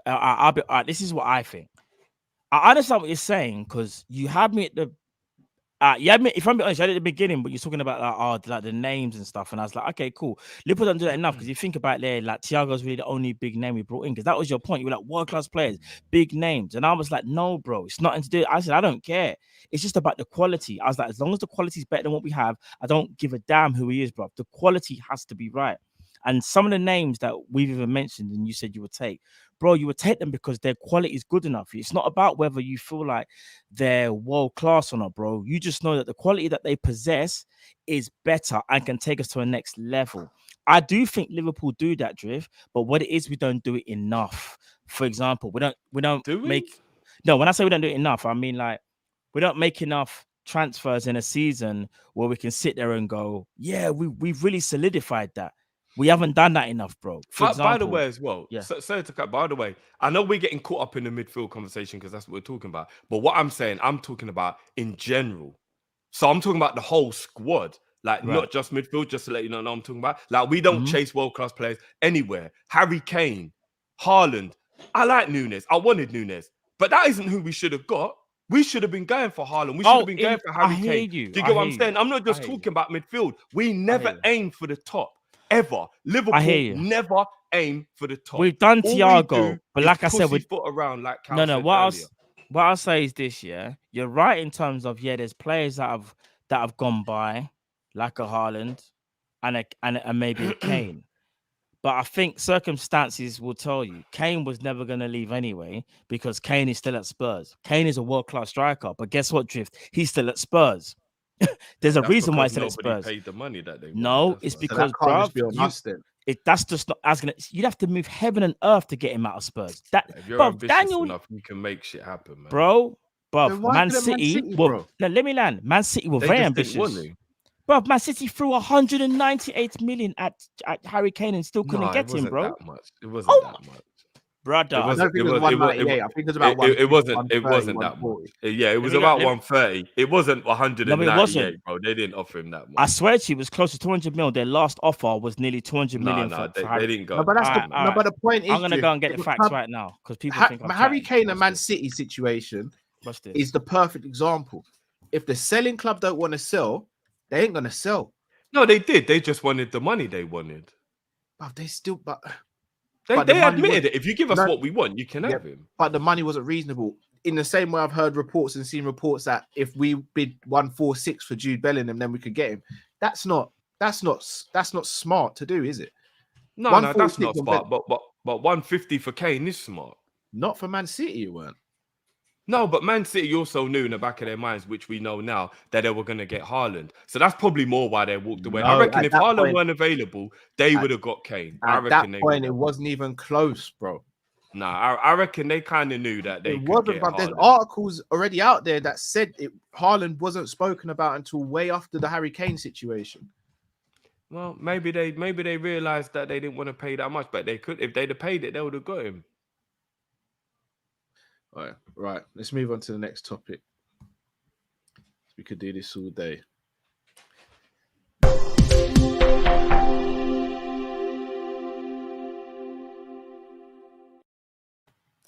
This can be a short segment because we've touched on this. Matt, I'll come to you first. Have Liverpool left it too late to sign a quality midfielder?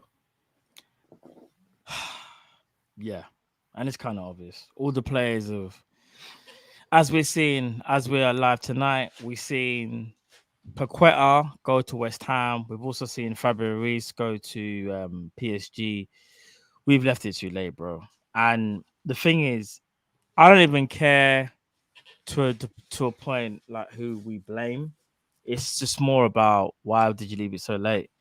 Like, we'll get onto that on another day. Like, who do you blame? Is it Klopp for changing his mind? Is it FSG for not giving the funding? I don't know which one it is, Cal, I'm being honest.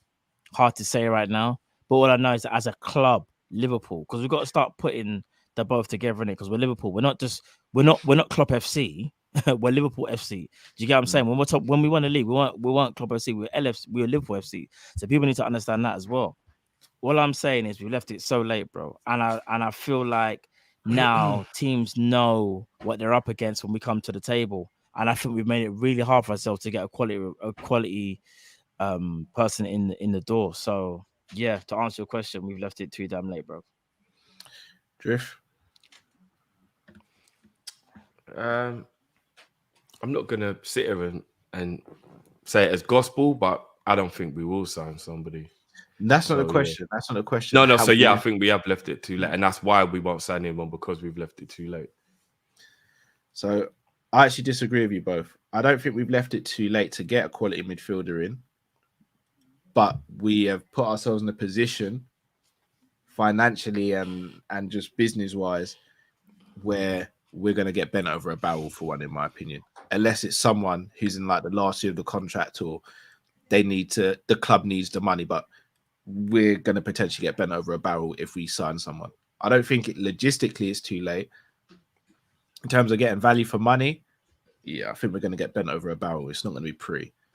It's going to feel, if we do get one, it could be like the Andy Carroll situation where we overpay for a player regardless of how good they are or not. Here's the thing though, guys. I know I'm not even saying that it's wrong what you're saying, Carl, but has it become a cliche in football that doesn't really hold weight if you really deep it? Because most people know what teams need, generally speaking. So wouldn't everybody get fleeced all the time? Because let's be honest, if I come to your team and I ask them if I can have a player, effectively me asking for that player is admitting I need a player in that position anyway. No. Because I would never ask for that to buy your player if I didn't need a player. No, because the problem is, Drift, it's getting a replacement. So say, for example, we wanted, I'm trying to think, let me think. You mean the team who's selling getting a replacement? Yeah, let's say it's James Ward-Prowse, for example. We know he's Southampton's main man. So let's say, for example, we went in early in the window and said, look, Southampton, we want James Ward-Prowse. What's the price? They might go 50 mil. And we go, okay, cool. It's early in the window. Let's do it. And the reason they'll go 50 mil is because they'll be like, 50 mil, we still got plenty of time and we can get some replacements in. If we go to them tomorrow or today and say we need one James Ward-Prowse, they're saying 60 or 70 because they now know when they go to get a replacement, they're going to get fleeced. So they need to bring in more money to cover themselves getting fleeced. It's a domino effect, and we'd be the one. I get what you're saying, but ain't that the name of the game, though? Ain't that why? Like, that's why football is what it is. That's why the transfer deadline day is always so manic. Like, ain't that just what it is? Hence why Liverpool rarely get involved with it. Yeah, I do think it's a little bit of like a thing people saying football more than it being factual. I think if the deal is right, you can get the player. Like I genuinely do. I think if the deal is right, you can get the player. I agree, but I don't. The deal's got to be right for the team selling as opposed to the team buying, and it's whether we're going to want to do that. Especially if it's a Tillerman situation where there's just a price there and like that is just the going price. too far. That's the next segment. That's the next segment. Oh no, I'm just giving an example of like, you know, I like Basuma. Like there was just a price in it. That was the price. Like they can't just bump it up all of a sudden. That's just the price in it. You know what I mean? So I don't know. But I don't think we'll buy anyone because it's so late in the window and because we won 9-0. I know it sounds like I'm being stupid, but I genuinely think that 9-0 win will have made everybody think, well, look, do we really need anyone? People are coming back from injuries.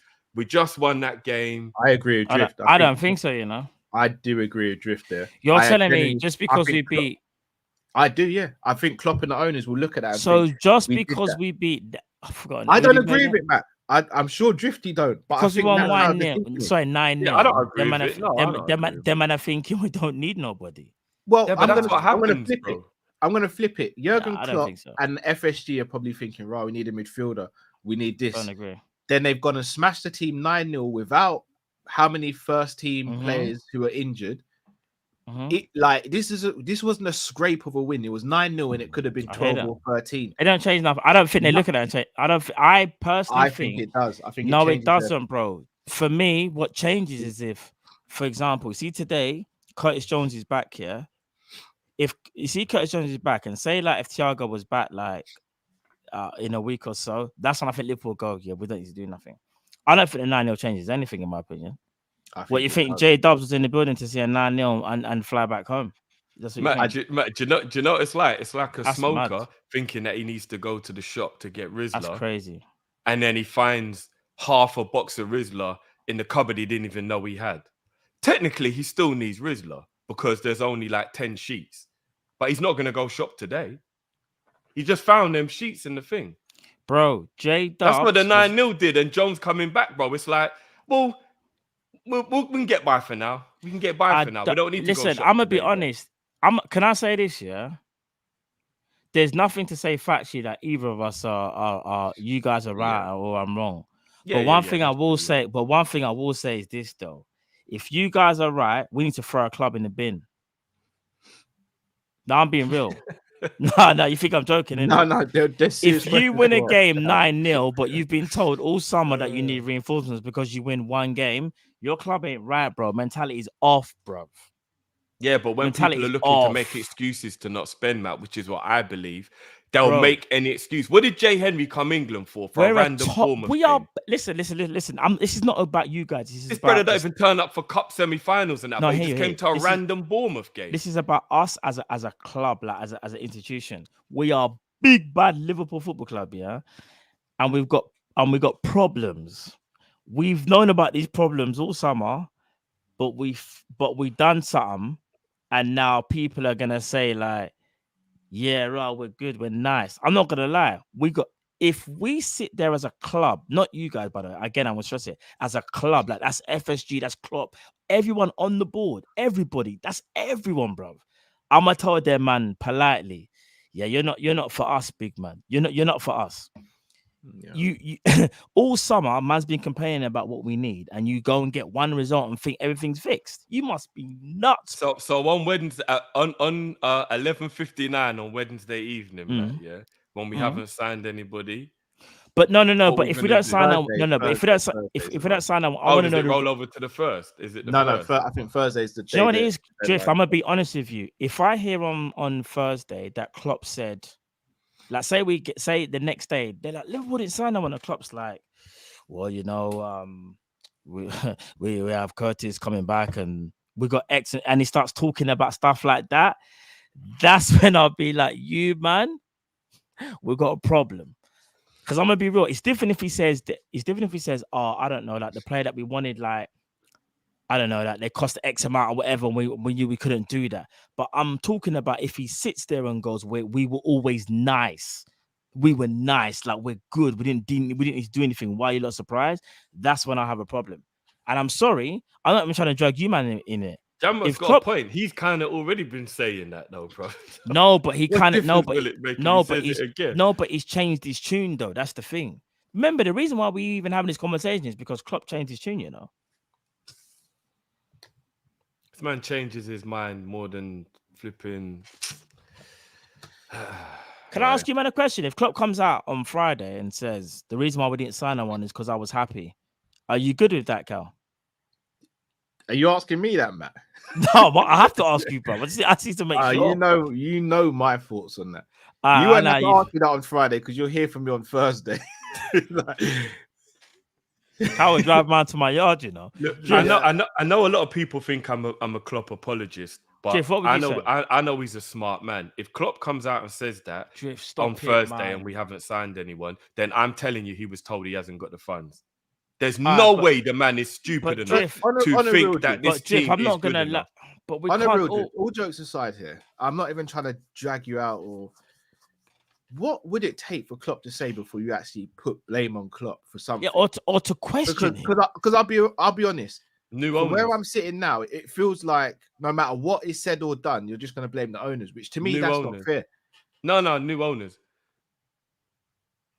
But we're not getting new owners. So then I'll never know whether it's Klopp or not. But then you'll never know if it's the owners either. Then I will, because I'm going off for history. I've got a very long line of them acting. But you just said the history is already. You've just already said throughout the show. I'm not gonna lie, Klopp is moving a bit mad because he's tweaking. He's saying one thing one week and one thing next week. So how will you know? Because he's covering for the owners. Every week he says something different because he's finding new ways to cover up what's going on. I'm gonna be honest. That's what it is. If Sheikh Mansour takes over at Liverpool and we're still moving like this, I'll be like, right, it was Klopp. Oh my days. All right. Well, let me ask you a quick. Let me throw something back at you, Drift. History, you can use history to base opinions sometimes. But history doesn't predict the future. And I use this example. Luis Suarez at Ajax and Liverpool was biting up man in a kinky way that he shouldn't have been doing. At Barcelona, he didn't do it once. And if you had said to me before he moved to Barcelona, yeah, Suarez is going to do something mad. But he didn't. He changed. No, but he's done it three times already. You're right. And FSG have done things 3 times. Leopard don't change their spots, bro. That doesn't mean FSG are the same now than they were 4 or 5 years ago. And I do think they've changed and improved. Still maybe not to the level I want, but to sit there and say, no matter what they do, or unless we get new owners, Klopp can't take any of the blame. I mean, it's crazy. No, that's not what I said. That's what I said. That's the only way I'll know for a fact whether Klopp is deliberately being like stubborn. So why did Klopp sign a new contract if you ain't going to get more of a say? You lot keep on saying that. He still loves the club. I'm not saying that he's got a problem with what's going on to the point where he hates being Liverpool manager or anything. He loved Dortmund, but he still walked away from Dortmund. He loved Mainz, but he still walked away from them. No, okay, he left Mainz because he had to take that step up in his career, which everyone does who's ambitious, and Klopp is. And he left Dortmund because he come to a point where he could no longer do what needed to be done because Bayern Munich just kept on putting him back by stealing his best players. But at Liverpool, where he sees there's a bigger, and don't get me wrong as well, I think the Premier League's got a lot to do with it. Because I think if you look, Guardiola has never stayed at a club this long. Do you know what I'm saying? Like, I think the Premier League does have an extra pull that does make managers feel a different way about it. Do you know what I mean? Like, it's the best place to be in it. It's where everybody wants to be. Like, without sounding arrogant to the rest of the leagues, the Premier League is where it's at. Because Guardiola ain't never been at a club this long, not even his beloved Barcelona, because this is the place to be. So I think that played a part in Klopp staying as well. But I think that Klopp is to blame to a degree. I'm not saying he's completely blameless, but I do believe that if the reins were taken off of him, he would not be moving like this. If he had Sheikh Mansour, or if he had owners who were like, look, if this is what you want, we will get you it. We would not be sitting here talking about why haven't we signed a midfielder? We would have signed a midfielder. So why didn't we get Nunes then? Which Nunes? Matthias. Because Matthias Nunes probably isn't somebody that Klopp wants. So maybe that is true. Maybe it's like, yeah, I don't want Nunes. But I reckon there are midfielders that he does want that we can't afford. Sorry, guys, I just want to bring something up here. And I don't like to dig people out here. But you see this person right here that says this channel should name Hate Klopp. Yeah, I just want to put something into perspective. I don't know if you're a watcher of the show or what you're tuning in today. But if you have tuned in and you're just hearing certain extracts, I think you need to go back and watch the whole thing. What we're actually talking about is whether Klopp has some part to blame in the situation we're in now. No one here has said Klopp out. So you see, you brother, you're the same person that will come on here and flipping go and tweet or whatever about how we're Klopp out, whatever. No man has said that, you know. All we're doing is asking questions. We're allowed to ask questions. And if you think any manager in world football is a god, then sorry, your head is lost. Because every single person I know that walk on this earth is a human being, and everyone can make mistakes, brother. So you see, I beg you stop just like chatting nonsense and write and type in bollocks. No, because it's just as a fan base as a whole, like it's like, bro, like what can't we question the club? Do you know what I'm saying? Can I ask you one question, Andrew? If we're speaking about FSG's history, should we not speak about Klopp's history? Because these are, again, maybe not word for word, but these are some of the quotes Klopp has said. If he doesn't want to buy a player for 100 mil, he says the day that happens, he doesn't want to be a part of football. He says he prefers to find internal solutions before spending money. He says, if I'm not what was the other one he said that I'm trying to think of? Buying in the transfer market doesn't guarantee success and things like that. He said all these things. So, again, why is it that we forget about this and don't think about that? Because that's in his philosophy. He said things like this.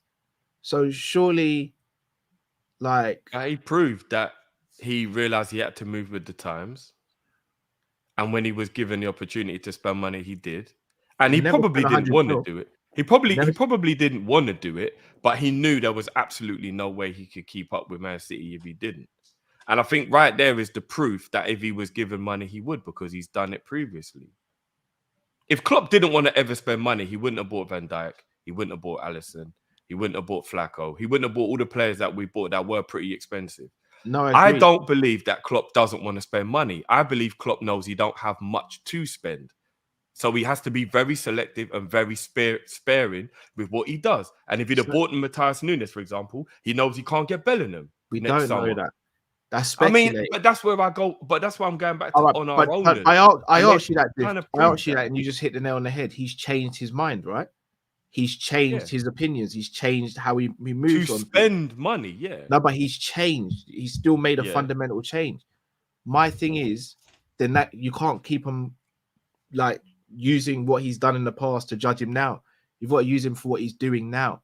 In the same way, you've got to judge FSG for what they're doing now, rather than continuously looking at the past. I am judging them for what they're doing now. Okay, so if we're judging FSG on what they're doing now, they're not being ambitious enough. But again, if we're judging Klopp, he's also being too stubborn, and he's being sentimental with certain players. So for me, I don't see how you can, because again, I'm not going to sit here and blame one without the other, but I don't think it's logical to blame one without blaming the other. Look, for me personally, Klopp takes 20 to 25% of the blame. The owners take the rest. That's how I look at it. So I'm not saying he's blameless. I'm not sitting here saying he's got no blame at all. But he's conditioned by the owners. He's at a great club where he adores the fans. The fans adore him. We can't. And like I said, if we can't keep on saying he's conditioned by the owners, bro, that's a big statement to make. We can't say that. Why not? The proof is in the pudding, bro. There is no proof in the pudding, bro. Whenever he was given money, he spent it, and whenever he says we ain't got no money, we don't spend it. But if he didn't ever want to spend money, then he wouldn't have spent money when it was available either. Like if he truly, when has he said we don't have money? There's been when he says things like we got bills to pay and all that. If I'm not mistaken, he came out this summer and said if we want to do business, we'll be able to do business. We'll be able to do it. He said a lot of things this summer, and that's what shows me that he's not telling the truth, because he's literally said so many different things, bro. But that's my point, then, Drift. Like, so but if he was telling the truth, Kai, he would just have one stance, and we would have heard the same thing all summer. He would have just stuck with that. If he's going all over the place, unless he's losing his mind, yeah, which I don't think it is. How can there be like 10 different quotes from Klopp about 10 different scenarios? If he was telling the truth, bro, there'd just be one thing, and every time he'd be like, "Can you not stop asking me the same question? It hasn't changed. It's the same thing." But he's constantly saying different shit all the time. That don't tell me someone's telling the truth. Every time if you get a different answer every time you ask the same question, that person is bullshitting. I think just in life, not even just football. So I don't know, man. I don't know. Fair dues. Let's move on to the next topic.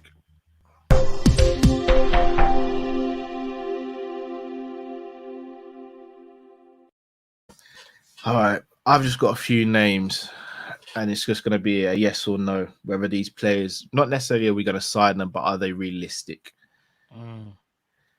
James Maddison, realistic, unrealistic? What are you saying? How much is his value? They'll probably want like 70 odd mil of no, just no, because value wise, no. Gonna say Too late in the window. I didn't know. Selling to a Premier League club, yeah, too late in the window, bro. It should be realistic, though. You're looking at 70, 80 mil, bro, for Maddison. He ain't even worth that either. I did hear like 45 mil to Arsenal being quoted. I don't know if he's quite that high as 70 mil.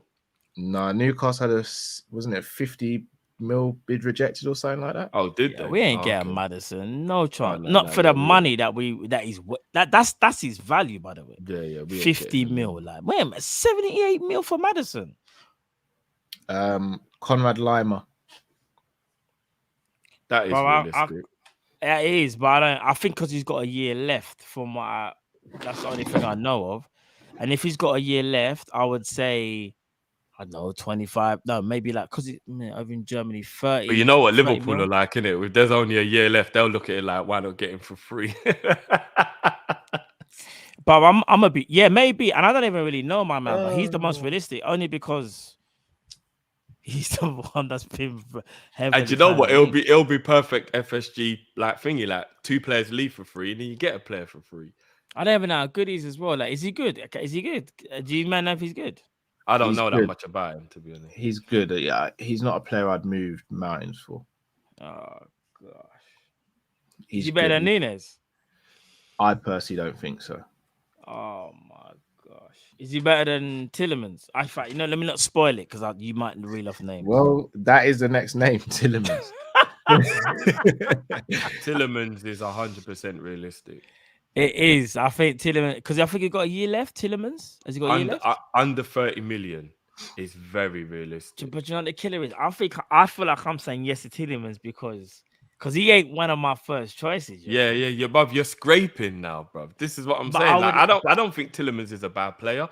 I wouldn't pick Tillemans if it was my choice of who I would name, want. But I don't think he's good enough for Liverpool. I got to see if Carl says it. Yeah. Conor Gallagher. No, I'm realistic. He's realistic. No. He's actually realistic, but I just don't want him. Do you think Chelsea was sold to him? I don't know. I think he's realistic personally. Yeah. Oh, do you? Right. Oh, yeah. Please tell. Chelsea selling to Liverpool. If the price is right, bro. Trust me. But he's worse than Tillemans in terms of quality. I'd rather Tillemans than Gallagher. Same.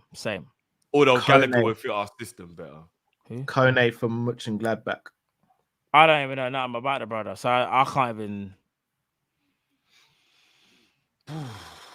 I don't really know nothing about. Yes, is it the PSV brother that he's played PSV? No, that's Sangara. Kone from Mönchengladbach. I'll say yes. He's realistic. I would say. I don't even know. I don't think he's good enough though. You ever said the name? I thought you were gonna say Ruben Neves. Oh. Yes, that's the name. No, it's not realistic. Not realistic. They want 70 mil. Bro, Bruno Large says I expect him to be the 99%. That basically says unless someone comes in with an astronomical fee. But you know, so mad though, I feel like it's a slight bit of wiggle room. Did you see his interview? Yeah. But I don't know what's wrong. He looked like he was like, basically, man told me I have to go to work because if I don't go work, I don't get paid. And if I don't get paid, then I can't do my thing. It sounded like he's kind of like waiting. And when he said he's missing the Champions League as well, bro, I'm not going to lie. See, this is what I will say, Cal. I know you're not his biggest fan necessarily. Who Neves? No. You know, I was going to say I rate Neves high. No. You know our assistant who wrote the book recently? Yeah. Pep, not the bald Pep, but Pep Linders, yeah. He's a massive fan of Ruben Neves, bro. Like massive fan. And obviously the Portuguese, bro, I'm not gonna lie to you. I think if there's one midfielder that I guess I wouldn't mind getting, it will be Ruben Neves. Even though I've always said this though. But you know what's nuts though, you man? We need athleticism in our midfield.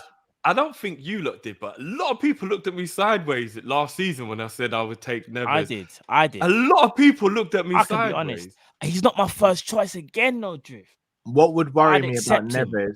I don't know how he plays in the midfield 3 on as a number 8.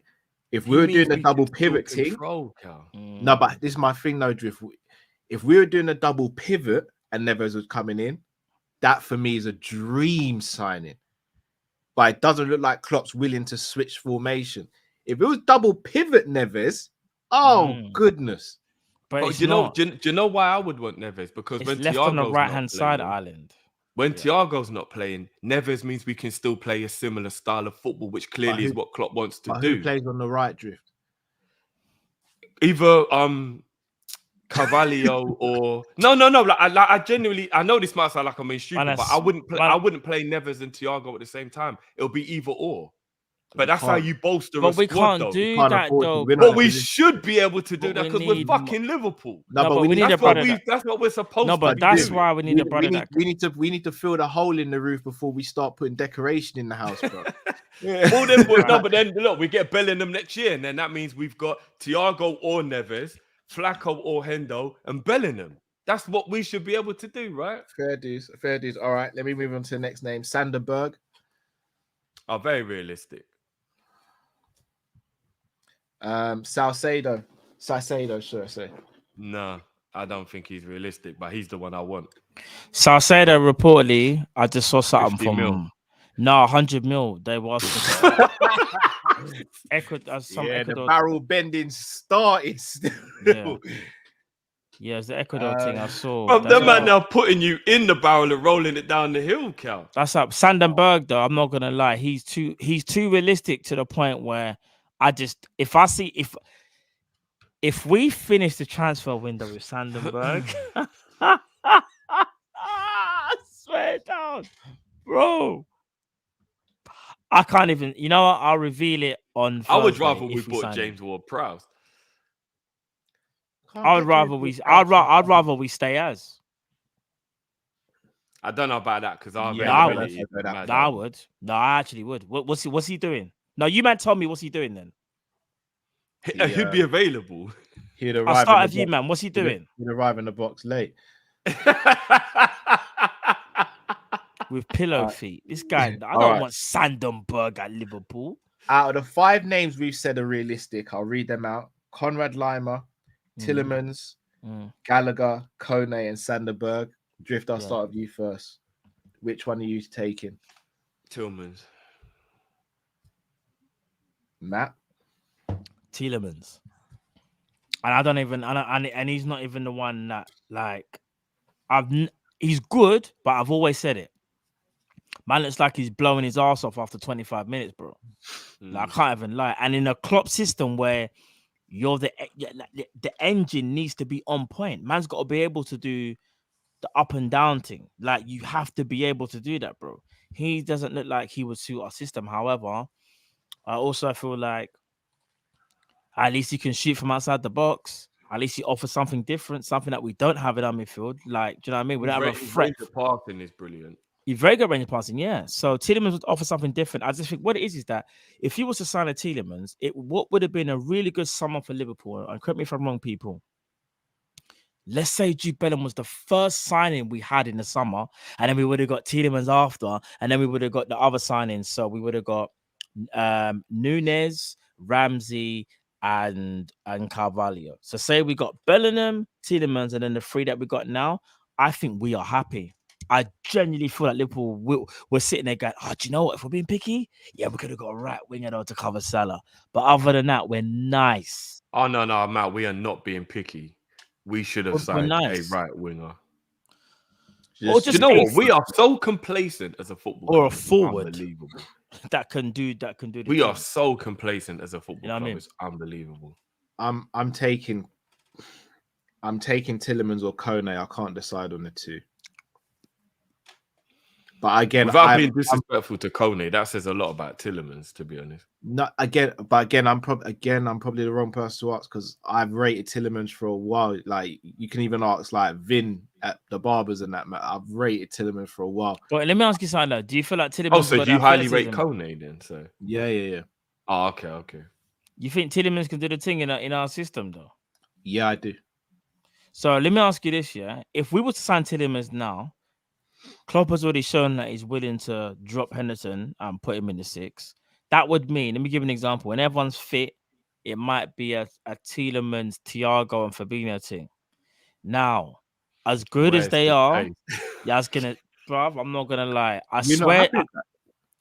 Bro, where's the pace, bro? Yeah, I'm gonna be honest. There's no pace in that midfield. I'm not saying you. No, I agree. No one's saying you have to buy Yaya Toure with a regen of Yaya Toure. But what I am saying is that the problem is that in the Premier League, especially, I think Champions League is okay because Champions League is a different style of football. It's also a slower paced football. Unless that's the European midfield, mate. Yeah. 100%. Yeah. But you see, like Prem, bro, I'm not gonna lie to you. You would have you see Wolves, for example. You know, Matthias Nunes would run through our midfield, didn't it? And he would laugh while he's doing it. You know, like even Brighton, Salcedo would run past our midfield.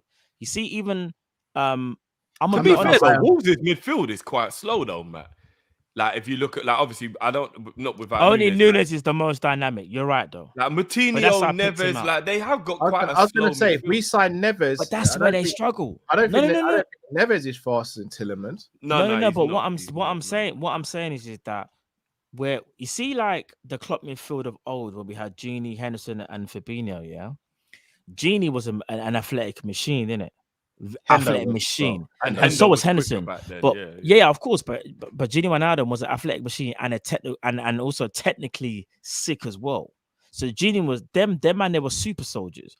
You see what we're doing now? We're just going to the technical thing when we know our system. It can't work like that when you got the fullbacks rampaging up and down because the centre mids at some point would need to cover space if those fullbacks go forward. It's not like we play like Man City, you know. If we played like a system like Man City, where we play a lot more possession football and we probe till we find the opening, then it's cool. But we don't do that. We like to overwhelm teams. We like to overwhelm them, or we do the counter pressing thing. So I think Tielemans will be a good signing, but we would see faults in his game where if we got caught in the counter, you would see man looking up into the sky. But I also could accept that if he's scoring from 25 yards. So that's what I was gonna say. I want to caveat. As much as I rate Tielemans, he wouldn't have been my first choice this summer. Oh, I know. I'm just working with what the options are on the table. The reason I say Tielemans, to be fair, the reason I say Tielemans is, again, Drift. This is going back to what you were saying. Tielemans for me would cost maybe 20 mil, and for me, he's an upgrade on all your number 8s apart from Thiago. And I think 20 mil at that price doesn't impede what you can potentially do next summer. And then if you do that, then next summer, let's say in a perfect world, it's Jude Bellingham. Bellingham then comes in for that right-hand side alongside Harvey Elliott. Then you've got Hendo and Fabinho in the 6. And then you've got Tielemans and Thiago for the 8 on the left-hand side. And I think you put yourself in a perfect position then because Tielemans' availability is fantastic. Therefore, if Thiago is not available, Thiago needs a rest, then you know Tielemans is coming in and he's going to give you some of what Thiago can give you. Yeah. That's all that. Yeah. 100%. And then you've still got your Bellingham. Remember, he's only 20 mil because of his contract situation. He's a £50 million player. Do you know what I'm saying? Yeah, definitely. You know what I mean? It's only the contract why he's so cheap. And one thing I do think is a little disingenuous, I think he's been carrying that Leicester midfield for about 2 years now. Yeah, maybe if he was in a better midfield, you're right. Maybe if he had to do less work, then maybe he would. And obviously in our midfield, he'd have a bit more help and protection. Yeah, maybe you're right. Look, I would be all right with Tielemans coming in. You know what it is? Tielemans, I was going to say, is it like a Belgian thing? But I don't want it to sound like that because that sounds disrespectful. But like, because Lukaku's another one. Benteke was one. You know what? There's a lot of Belgian players that's like, there's just something where I'm like, I don't know what it is. I'm like, they're good. I can't tell you what it is that makes me doubt whether they're as good as people say they are, though. It's weird. It's like, there's always this little, he just goes in that bracket for me. It's like, there's something missing from Tielemans. But I don't have No, an I issue hear with that. I hear him. that. I don't Like- have like- an issue with him or anything. Yeah, like I said before, like even if it wasn't a Bellingham, remember when I was big on like signing Gravenberch? Like you man and I have been talking about Gravenberch for a while. Like, bro, Gravenberch went for a decent fee, bro. Yeah. Why did we not do a Gravenberch and a Tielemans thing? That would make more sense because Gravenberch very athletic, go up and down the pitch, and you got Tielemans, like you said, you can kind of do the Thiago role, so to speak, technical midfielder, might not have the legs, so to speak, but at least you've got, you know, Gravenberch on the other side, and then Fabinho sweeping. It's just crazy that we've left it now. Like like we've all said, like Liverpool trying to find the perfect midfielder, which you will not find this late in the window. We should have got 2 midfielders this summer. We should have one to complement the other. So one very technical like a Tielemans and one athletic one like a Gravenberch. So then you can mix it up. We've always said this on this channel, combinations. Combinations always work. When we've seen lineups where you go, oh, that combination is nice. I like what Klopp's done there. Where there's others where we sometimes go, oh, Klopp, why would you do that, bro? Why would you put them man together? It don't make no sense. And that's why I feel like again, like we've made a mistake, bro. I can't even lie. It's frustrating. It's frustrating. Plus, we can sweeten the pot. I'm not saying they have to take him, but Jones on loan, so they don't even need to go and look for a replacement for Tielemans. Helping them out, you help us out, you know? He doesn't want to send Jones out on loan or else he'd have been gone by now, bro. Zabiri says, Klopp, next time the window opens, don't ask for signings. Zabiri, do you bleed? Klopp ain't all worldly because he's responsible for our midfield. I don't know if I agree with that, Zabiri. I see where you're going, but I don't know if I agree. Tahir says, maybe players had enough of Klopp. I don't know if I don't think so. I'd be shocked. After that 9-0, they don't no. The body language doesn't suggest that. Yeah, 100%. Jamrock says, is it you can't believe or you can't accept regarding the Klopp stuff? I don't believe it. I can accept it. If that's what it is, then you know, it's what it is. But I don't believe it. Little Man says, I want to be directed to where Klopp said he doesn't want any midfielders. He said what midfielders are missing, then adds maybe a 1.85. No, he said a 1.95 centimeter midfielder. Yeah. He was very specific about that. Who arrives late in the box and scores headers. To put that into context, that's a midfielder who's 6'4/6'5" and arrives late in the box to score headers. Does that not sound sarcastic though? Of course it's sarcastic because where does that exist? So therefore, I think that's him just being pissed off. He's still being asked these midfield questions. No, that exactly. That's him saying, I don't want a midfielder unless it's someone who is the same height as pretty much bloody LeBron James and all does is just arrive late in the box to score headers. That doesn't exist in football. Well, apparently Sanderberg is that too. No, he's that height. Doesn't do what he doesn't do the requirement of getting into the box late and scoring headers though. That's like me saying, oh, I don't know. All I want is a player who can dribble past 11 men on the pitch and score worldies every week. That player doesn't exist. It's impossible. Timmy says, sorry, Drift, but what top 10 clubs take Milner? It depends what role you want. Will51N says, Klopp is not one to put down players publicly. How would you feel if your boss did this to you? This is on FSG. Free the money and we will get the players. I agree with that. He doesn't have to put the players down though. But he would if he kept on saying he needs midfielders. It's like an indirect way of saying his players aren't good enough. No, but again, this is what I say. Life's not just black and white all the time. Like, if you were to say to me, Drift, Cal, do you want a new car? I could go, maybe, but the car I've got is doing a good job now, so I'm not looking right now. But if I offer you a Range Rover, you're going to take it, though? Probably, yeah. So FSG haven't offered Klopp a Range Rover? Maybe there's not a Range Rover available. Yeah, but we just keep making excuses for FSG. We say that every time. I'm throwing it back. You're making excuses for Klopp, bro. FSG are the ones in charge. And effectively, if you're in charge, the failure of the project comes down to you. Not all the time, Drift. Majority of the time. Jamrock says, if it's not if it's a number 8 that can play 6, then Klopp wants a younger version of Milner or Hendo, the prototype midfielders who are Klopp's favourite midfielders. Yeah, I reckon if he could turn back time and they were both 25 again, he'd do it in a heartbeat. But obviously that can't be done. Voice of Reason says, do we need to start asking where the money is actually is? Is there a maritime of FSG don't take the money out of a club, but the maths ain't mathing? We definitely ain't spending what the club are making. So again, this is going back to Mo Chatra. Apparently, we spend around 2% of what we get as a club. I think other teams spend around 4 or 5%. So again, they're not crazy percentages, but 2-3% more would make obviously a massive difference to us. But I can't sit here and say I know where the money goes. I think someone like a Mo Chatra or Swiss Ramble, they're the best people on this.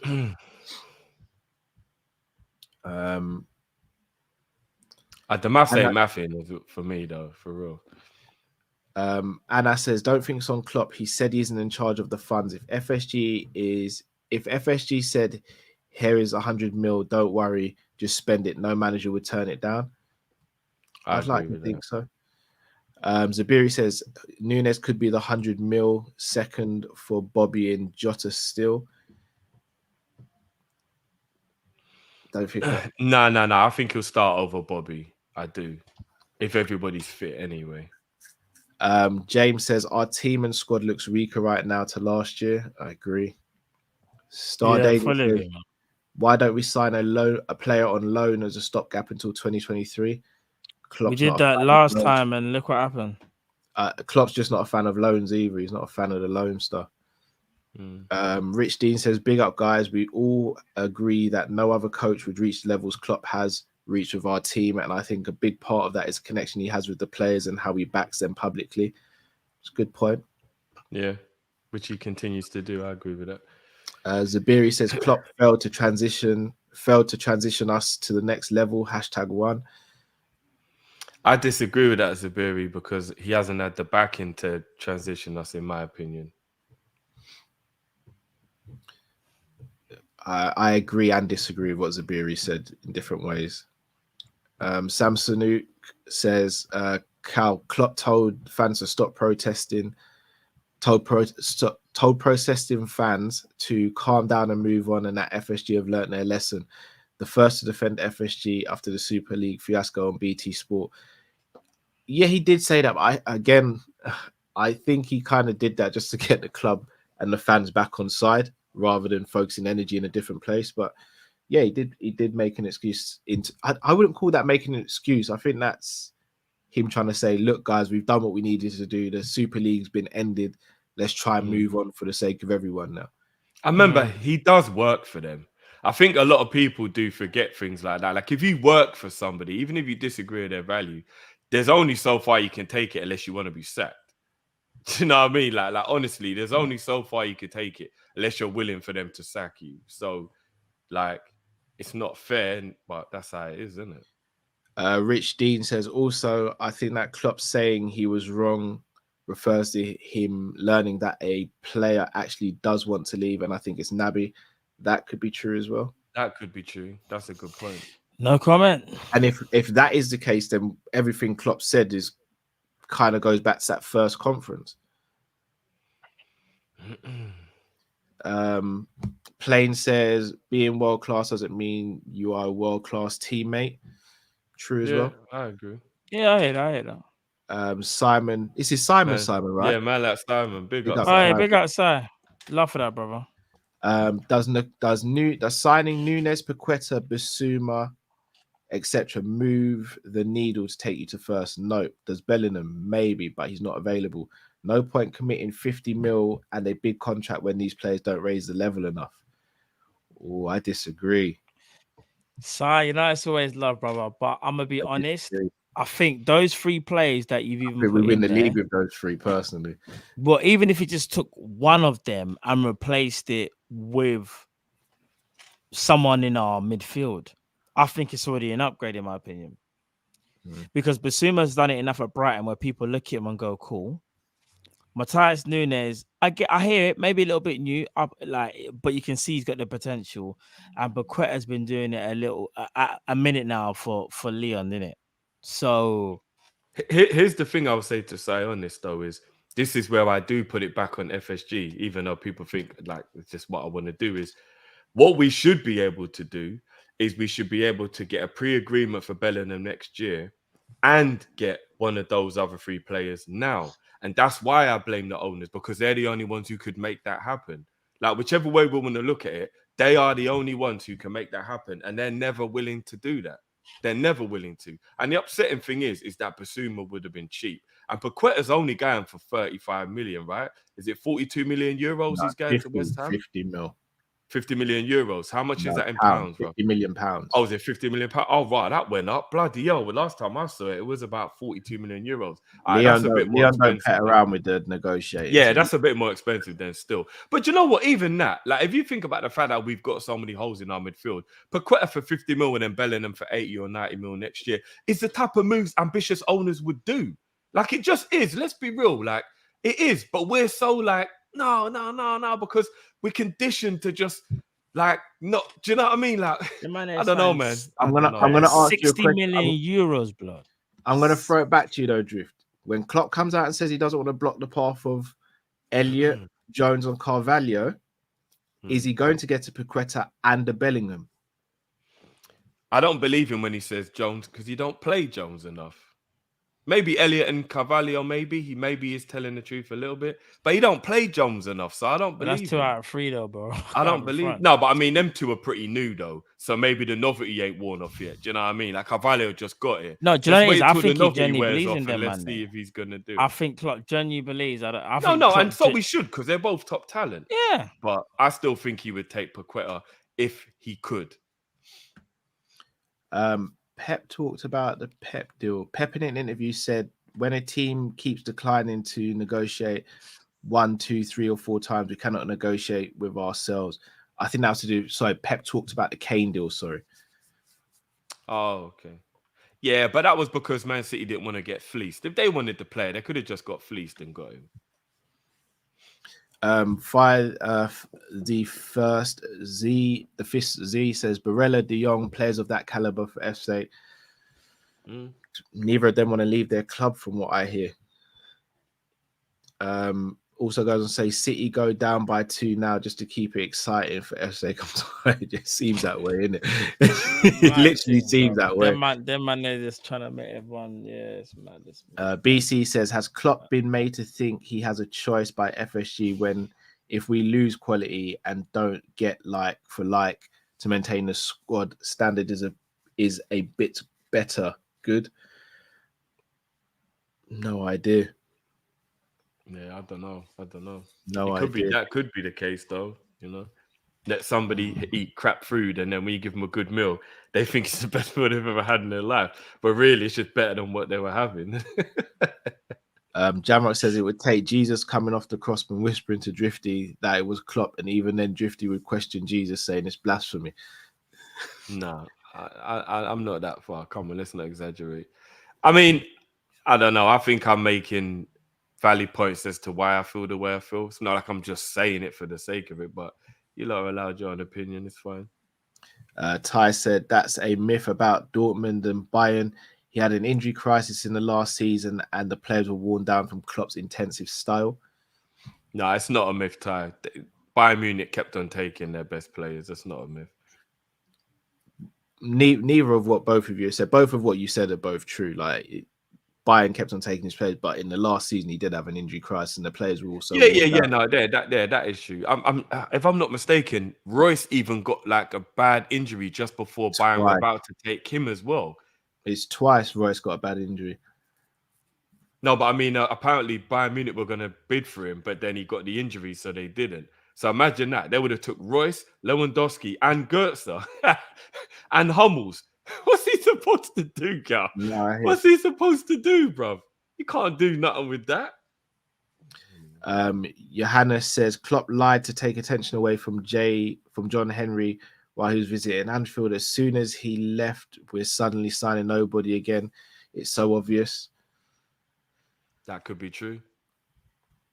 Plain Enthusiast X says Tielemans moves like a bus with a Peugeot 206 engine. I'll be honest, I think Tielemans gets some really harsh criticism personally. He is slow, but that was a bit too far. Littleman says, has anyone watched at least 10 Matthias Nunes games? I mean, Ravel Morrison YouTube compilations are giving best in the world vibes, and we going off Nunes YouTube comps. I have watched him more than 10 times personally, but I can't speak for anyone else. Jamrock says Jurgen Klopp wants a younger version of Hendo and Milner. No, but here's the thing, Jamrock. You put the throwing up thing. A young Milner and a young Hendo are brilliant players, bro. Why would you throw up at that? Because they don't take us past Man City, Drew. I disagree totally. A young Milner or a young Hendo doesn't take us past this Man City team. Bro, if this midfield we had right now had a 26-year-old Henderson in it or a 27-year-old Milner in it, we'd be fine. I genuinely believe we'd be fine. We'd be fine for second, not for top. No, but we won the league when we had a young Hendo in midfield. He was brilliant. He was almost the player of the midfielder of the year that year. Yeah, we also had a prime Mane, prime Firmino as well. Like our teams moved on. Yeah, no, obviously, yeah, but I don't know. Like I said, because if that's the case, then basically what people are doing is they're basically saying that they haven't got a problem with Hendo because they think he's declining. They just think he's crap, full stop, which I fully disagree with. No one said they're crap. We're just saying. No, but I mean, a throwing up sign at a young Hendo is a very bold statement. Like, would you throw up at a young Hendo, Cal? No, I wouldn't throw up, but it wouldn't be one of my first choices. Fair enough. Like if with a squad, yeah. And I'm not even trying to put words in Jamrot's mouth, because I'm not saying this is what Jamrot's saying, but in my opinion, that is why I do feel like Henderson is just straight out disrespected by a lot of our fan base. Because if people are saying they wouldn't take a young Hendo, then they're actually just saying he's not good. That's basically when you say no, but when you say young Hendo, go on. No, I was just gonna say the best Henderson that, in my opinion, we've seen is the Henderson probably from like maybe like 14 and 1920. That was the two best. Yeah, but I still think the mature one is still better than what about the young 18-19 when we won the Champions League? He was brilliant that season. But that's what I'm trying to say. The mature one. He was good in the second half of the season, not for the whole season. No, but I still think the mature one is still better than the young. The mature one is still better than the young one. The young one, I think, it was more energetic, but the one that say from 17, 18 onwards, I was more of a complete player. Way more of a complete player. And do you want to know? And a young Milner was a brilliant footballer in his younger days. I'm taking a young Milner all day. I'll say that. Again, I'm not going to put words in Jamrot's mouth, but I'm not disputing that they were quality players. I'm just saying if they came into... All right, Drift, to use what you were saying, Hendo and Milner have never been world class. Milner was. And I think there was a period during the year we won the league where Henderson was performing at a world class level. But they weren't world class. They've never been world class. I think Milner was world class. Fair enough.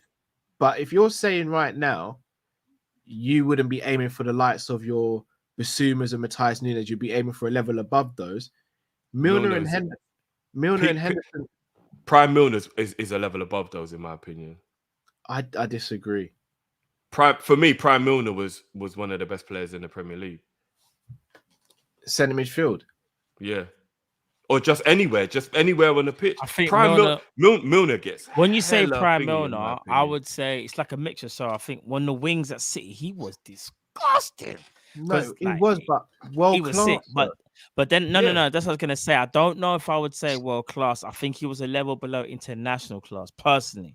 But he was a level below international. No, I said level below world class. So that means the international. Oh no, you said a level below international. I thought. Oh, sorry, I meant no. So I always perceive it as like world class, then obviously international below. But I would have said Milner was like international.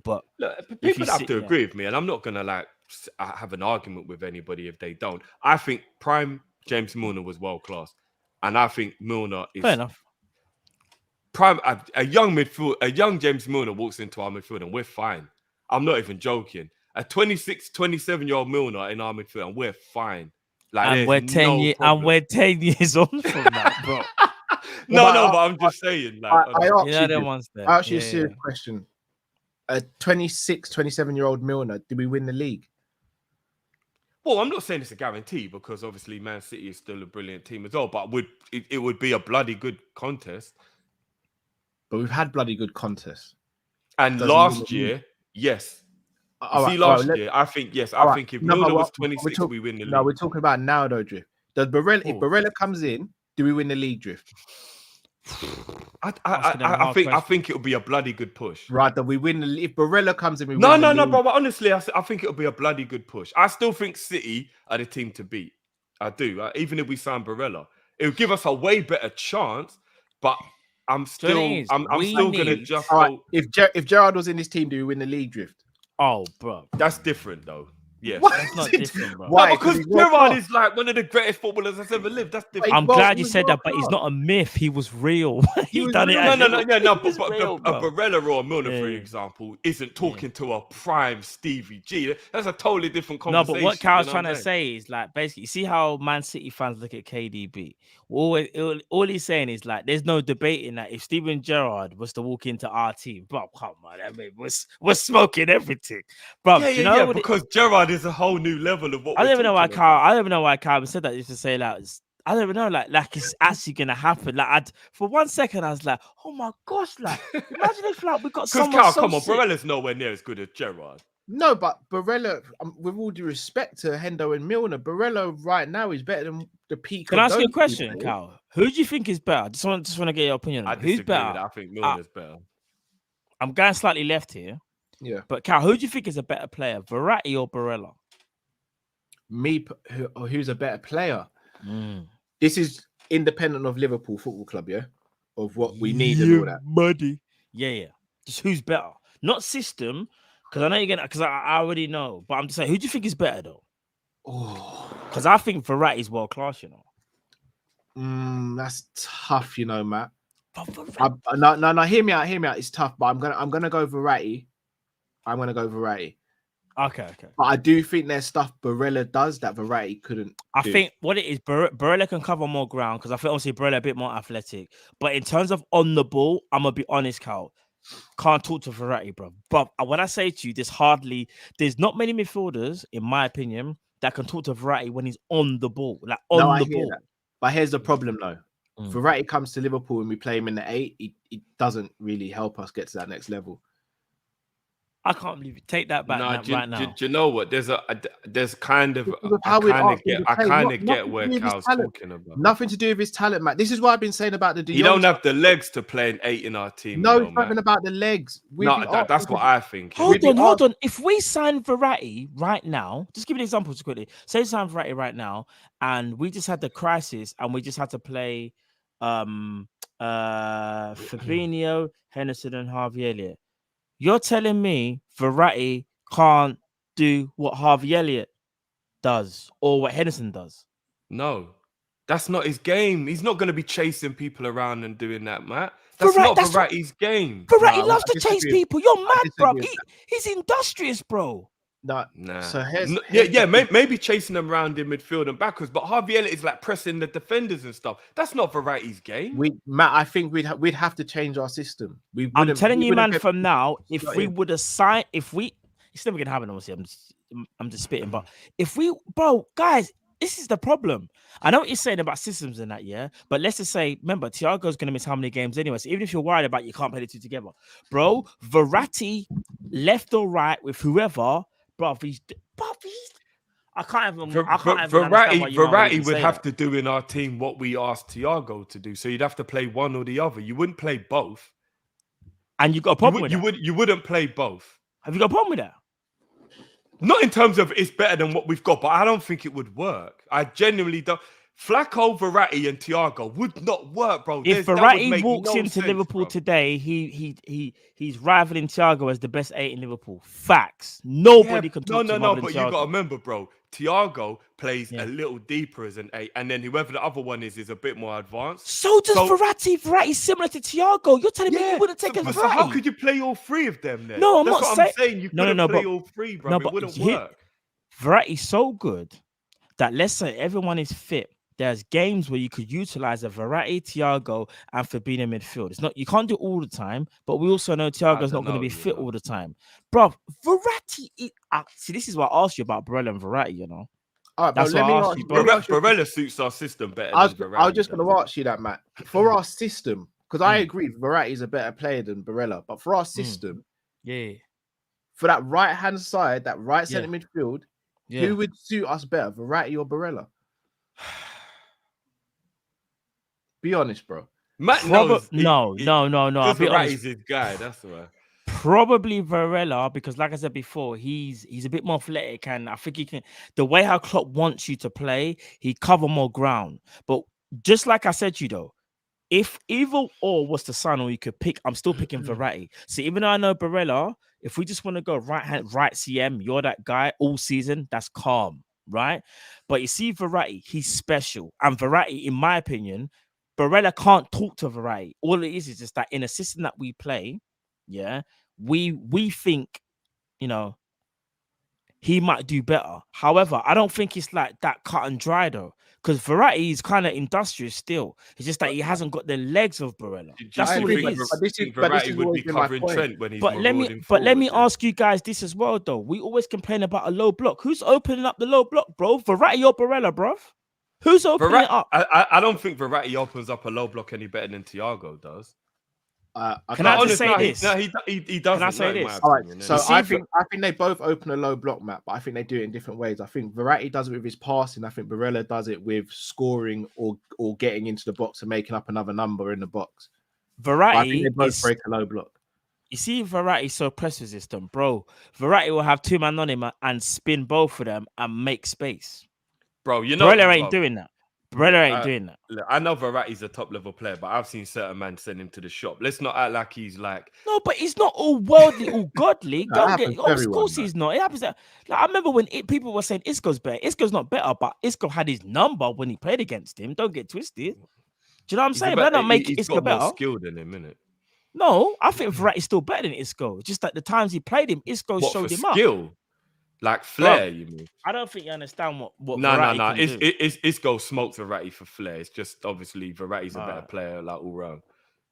People sleep on Isco because he's been dead for a little while. Do you know how good Isco is? Yeah, we're talking about Isco that was at Sociedad, not Real Madrid one. Malaga, you mean? Sorry, Malaga. No, but even early days, Isco was a saucy baller, you know. No, Jeez. No, of course Isco's disgusting. Don't get twisted. If we're talking about flair, Isco eats Verratti for lunch. Flair? Oh, bro. Yeah, he can have flair all day. That's what I was. But who's better though? But who's better at the end of the day? Who's better? All round Verratti, yeah. Thank you. So I don't really care who's got more flair. I care about who's better, bro. I don't really give a damn. One's a 10 and one's a 6. I was gonna say they are totally different positions though. So they both you need flair. CM, you need flair to play where Isco does, isn't it? No, I'd say Isco is more of a 10, Matt. Yeah. I'm gonna be honest, man. You man are sleeping on Verratti, bro. I'm not, bro. I've already said it. I rate him high, bro. But I've never said I wouldn't take him at Liverpool. I just said I don't. No, but it's the fact that you man are saying it's Barella thing. Yeah, but Barella suits our system better. I think that's universally agreed by most. If you're right now, Matt, if you said to me right now, Thiago's being sold because Klopp's he can't keep. You take Verratti. Bro, we're not even having a debate right now, bro. Verratti's the first name I'd want. I just think Verratti's so cold. Hey, listen, I'm not disrespecting Barella because I think Barella's sick. And like you guys, I agree with you. Right, CM, Barella's got it on lock. Like I said before, like what Klopp wants from you. But if we're just talking about like if a player can impact Liverpool, low block, what they bring to the table, I think Barella in a weird way, Verratti in a weird way might have a bigger impact still because we've never had a midfielder like him. And I know we got Thiago, but Verratti, see Verratti, bro. He different, Verratti's different, but you know it is. It is. Verratti's mad, bro. Like I said, he'll have two men on him, and he still finds a way out the space, bro. He's crazy, bro. Bro, I don't doubt it. I'm just saying for that right hand side. Oh, you lot in the chat. What are you saying? Barella or Verratti? Not about who's better for Liverpool, but who? In fact, no, because I'm kind of cheating there because I already know what you're going to say. It is who's better. But who's better? It's Verratti. Who's better for Liverpool? I think it's Barella. Who would you say people's better for Liverpool? Who would you let me know? Who would you rather want, Verratti or Barella? Let me ask the people them that. Who would you rather want, Barella or Verratti? Who would you want? Yeah, the rest of the supers. Matt Bickerzette said cardio is beating Tillemans before he beats a man. No. I'll be honest, for a man who plays virtually every game a season, I mean, I think it's really harsh on Tillemans. Ash says we got Journo saying X player is too expensive. We got Journo saying Y player isn't Liverpool quality. I think we're played. Klopp getting stabbed in the back again by FSG. I'm sick. Rack, shout out to Rack. They want to go the extra mile to help the team win. They're on a budget. Big up yourself, Rack, as always. I'm outnumbered still. It seems like the whole chat is saying Barella, boy. Jeez, I guess I'm not. Shout out to Rods. People still can't forgive me for Markovic. I'm fed up with us fans having the same conversation every window. Just ain't good enough. Facts. I hear you, bro. We come back to the same conversation. You're right, brother. You're right. Ash says, look at Pep, Tuchel, Arteta, now Ten Hag. Spend. Klopp is shaking the sofa to find a pound coin. It's embarrassing. FSG, your time's up. You won the lottery with Klopp, and now it's starting to unravel. Fair statements there. Selection says, how can we get a pre-agreement with Dortmund for Jude? Doesn't make sense from Dortmund. It'd be really dumb to agree a deal with any team, in my opinion. Dortmund aren't going to agree a pre-deal. The World Cup's coming. If Jude balls out in the World Cup, his price goes from 100. But I will say this: I think that's something that Liverpool would push for. Though I'm not saying it would happen, but I think that's something we would push for. 100%. Yeah, they'd absolutely push for it. They'd be right to push for it. But Dortmund ain't accepting. That'd be the craziest thing of Dortmund to do right now. They're about to play a World Cup where Bellingham's going to be on the plane. If Bellingham has a good World Cup, you go from being a 100 million pound player to a 130 million pound player overnight. But then he becomes even more a non-Liverpool target. I know, but for Dortmund, who are the selling club, it makes no sense to a pre-agreement with anyone. They want a bidding war. Damn, why wouldn't they want a bidding war? Oh, well, Cal, then we're not getting Bellingham. So who are we going to get? Because Liverpool don't get involved in bidding war. I've said this. Yeah, so that means that so what are we waiting for? You're going to have to ask Klopp and the board, bro. Liverpool 12th man says, plays devil advocate for Liverpool, targets and opposition clubs.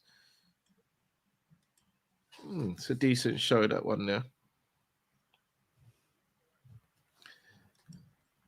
Jason says, it's Thursday, transfer window is slammed shut, as they say. What have Liverpool done? If they have someone in, who do you think we got? Question to all. Tillemans. Ramsey's back in training, boys. Yeah. Like a new signing.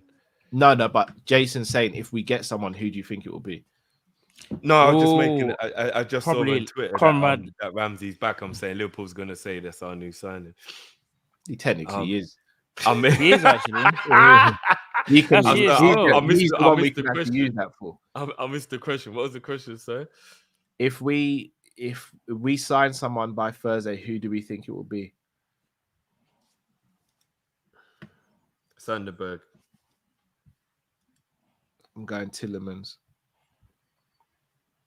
Say that again. Should I repeat that? Sorry, I was just getting something ready. Who do you think it will be if we sign someone on Thursday? Oh God, Sanderberg. I can see it already. I can see it. Hey, part 2. If we hologram part 2, Chill with Silver says, imagine we pull a Longstaff. What are you doing? I would not know. I've got something that's going to finish you, man. You need to tell me which Longstaff as well. Ty says Bayern took players, but that's not why it fell apart. It's part of the reason, though. Well, and you've got to remember as well, because Dortmund were on such a tight budget, it was very hard to maintain that high level on such a low. But like Dortmund had a very low budget.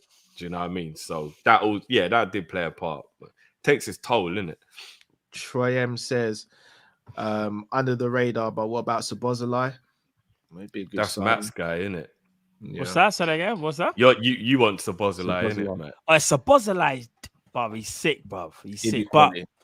he's more in the mold of a 10, though. He's more of a mold of a 10. It's like he's like a 10-8, you know. And if Klopp's after this 8-6, whatever, he ain't the guy because he ain't holding nothing, bro. He ain't no holding nothing. Liverpool 12th man says, to be honest, the best weapon against the low block are attacking fullbacks. One of the best weapons. I'd also say creative 10 is also. Or I do agree with 12th man though, because width is the best way to beat low blocks. Yeah. Matt Bickerzette says Tielemans, Thiago, and Fab would move in rewind. Could you imagine if it would be one of the slowest midfields in the Premier League? It would Tielemans, be quite, yeah. listen, but technically though, no one could talk to us. But on an athletic point of view, we're getting smoked. We would have to keep the ball at all times, basically, to make sure that. Razor says, Matt, would you take your cap off if Liverpool? That's my answer. That is the biggest confusion I've ever experienced on this show. Yeah, he was gone. That was, I don't even remember that Matt did well. I don't even remember what the question was, Matt. Bro, I swear down when Eric said that, everyone was like, "What's wrong with Eric, bro?" I need to watch that back because I have no idea what he's talking about. Bro, you don't need to know. Just know that it's the best. It's the best thing ever. Was he basically talking about people will be young again because they can make cells not age or something? Matt, that was great deflecting, Matt. That was more deflections than a Lampard shot, bro. Bro, that's well my answer, innit? That's my answer. Well played. Oh man. Liam says, I wish a journal would press Klopp about the stupidity regarding us waiting for Bellingham when his price increases by the day.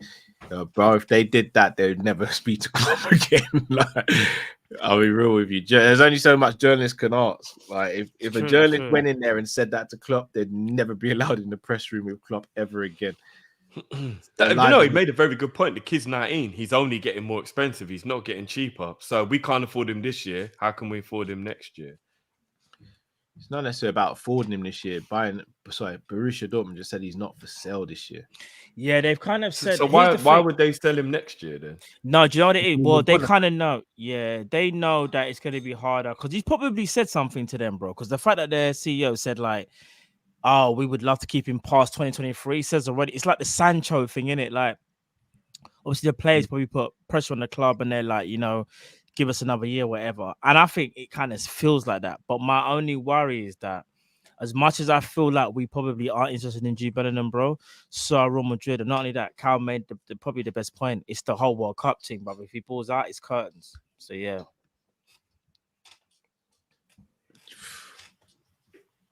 I'll be honest, if he has a good World Cup, it ain't happening.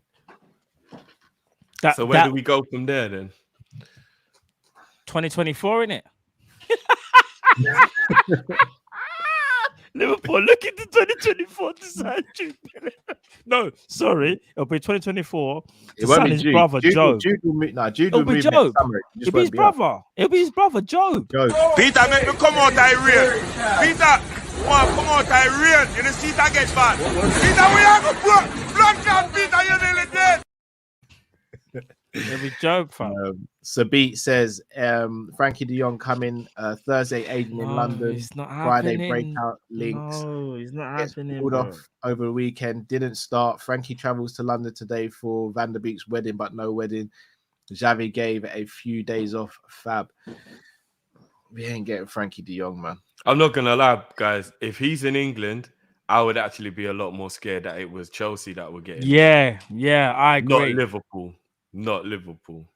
Peter, We're not getting Frank. That'll be us next summer, by the way. Frankie's not happening. I hate to. No. We're not. We're not getting Frankie. Yeah. It's the wages what lets me know. It's not even so much the fee. It's the wages. That's why the man's on a healthy wage. He's owed money.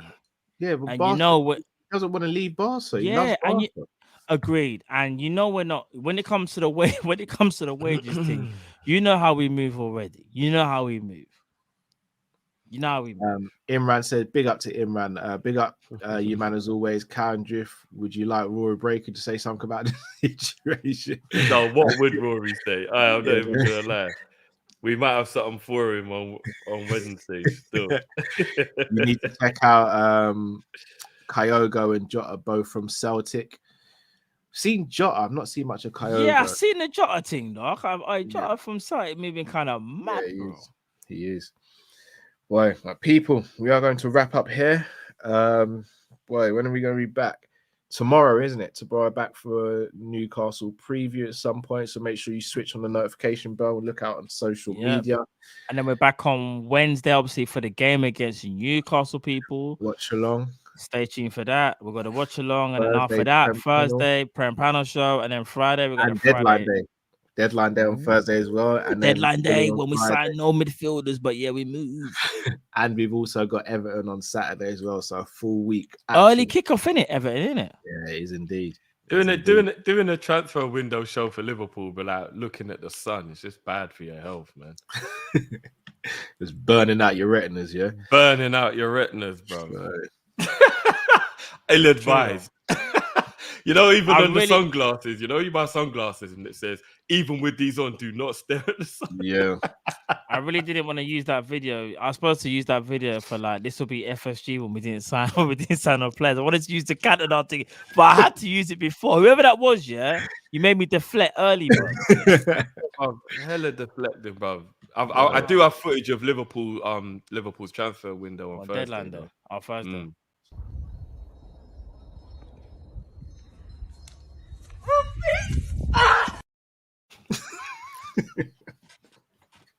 It's the scream that gets me, you know. The guy's so good. Yeah,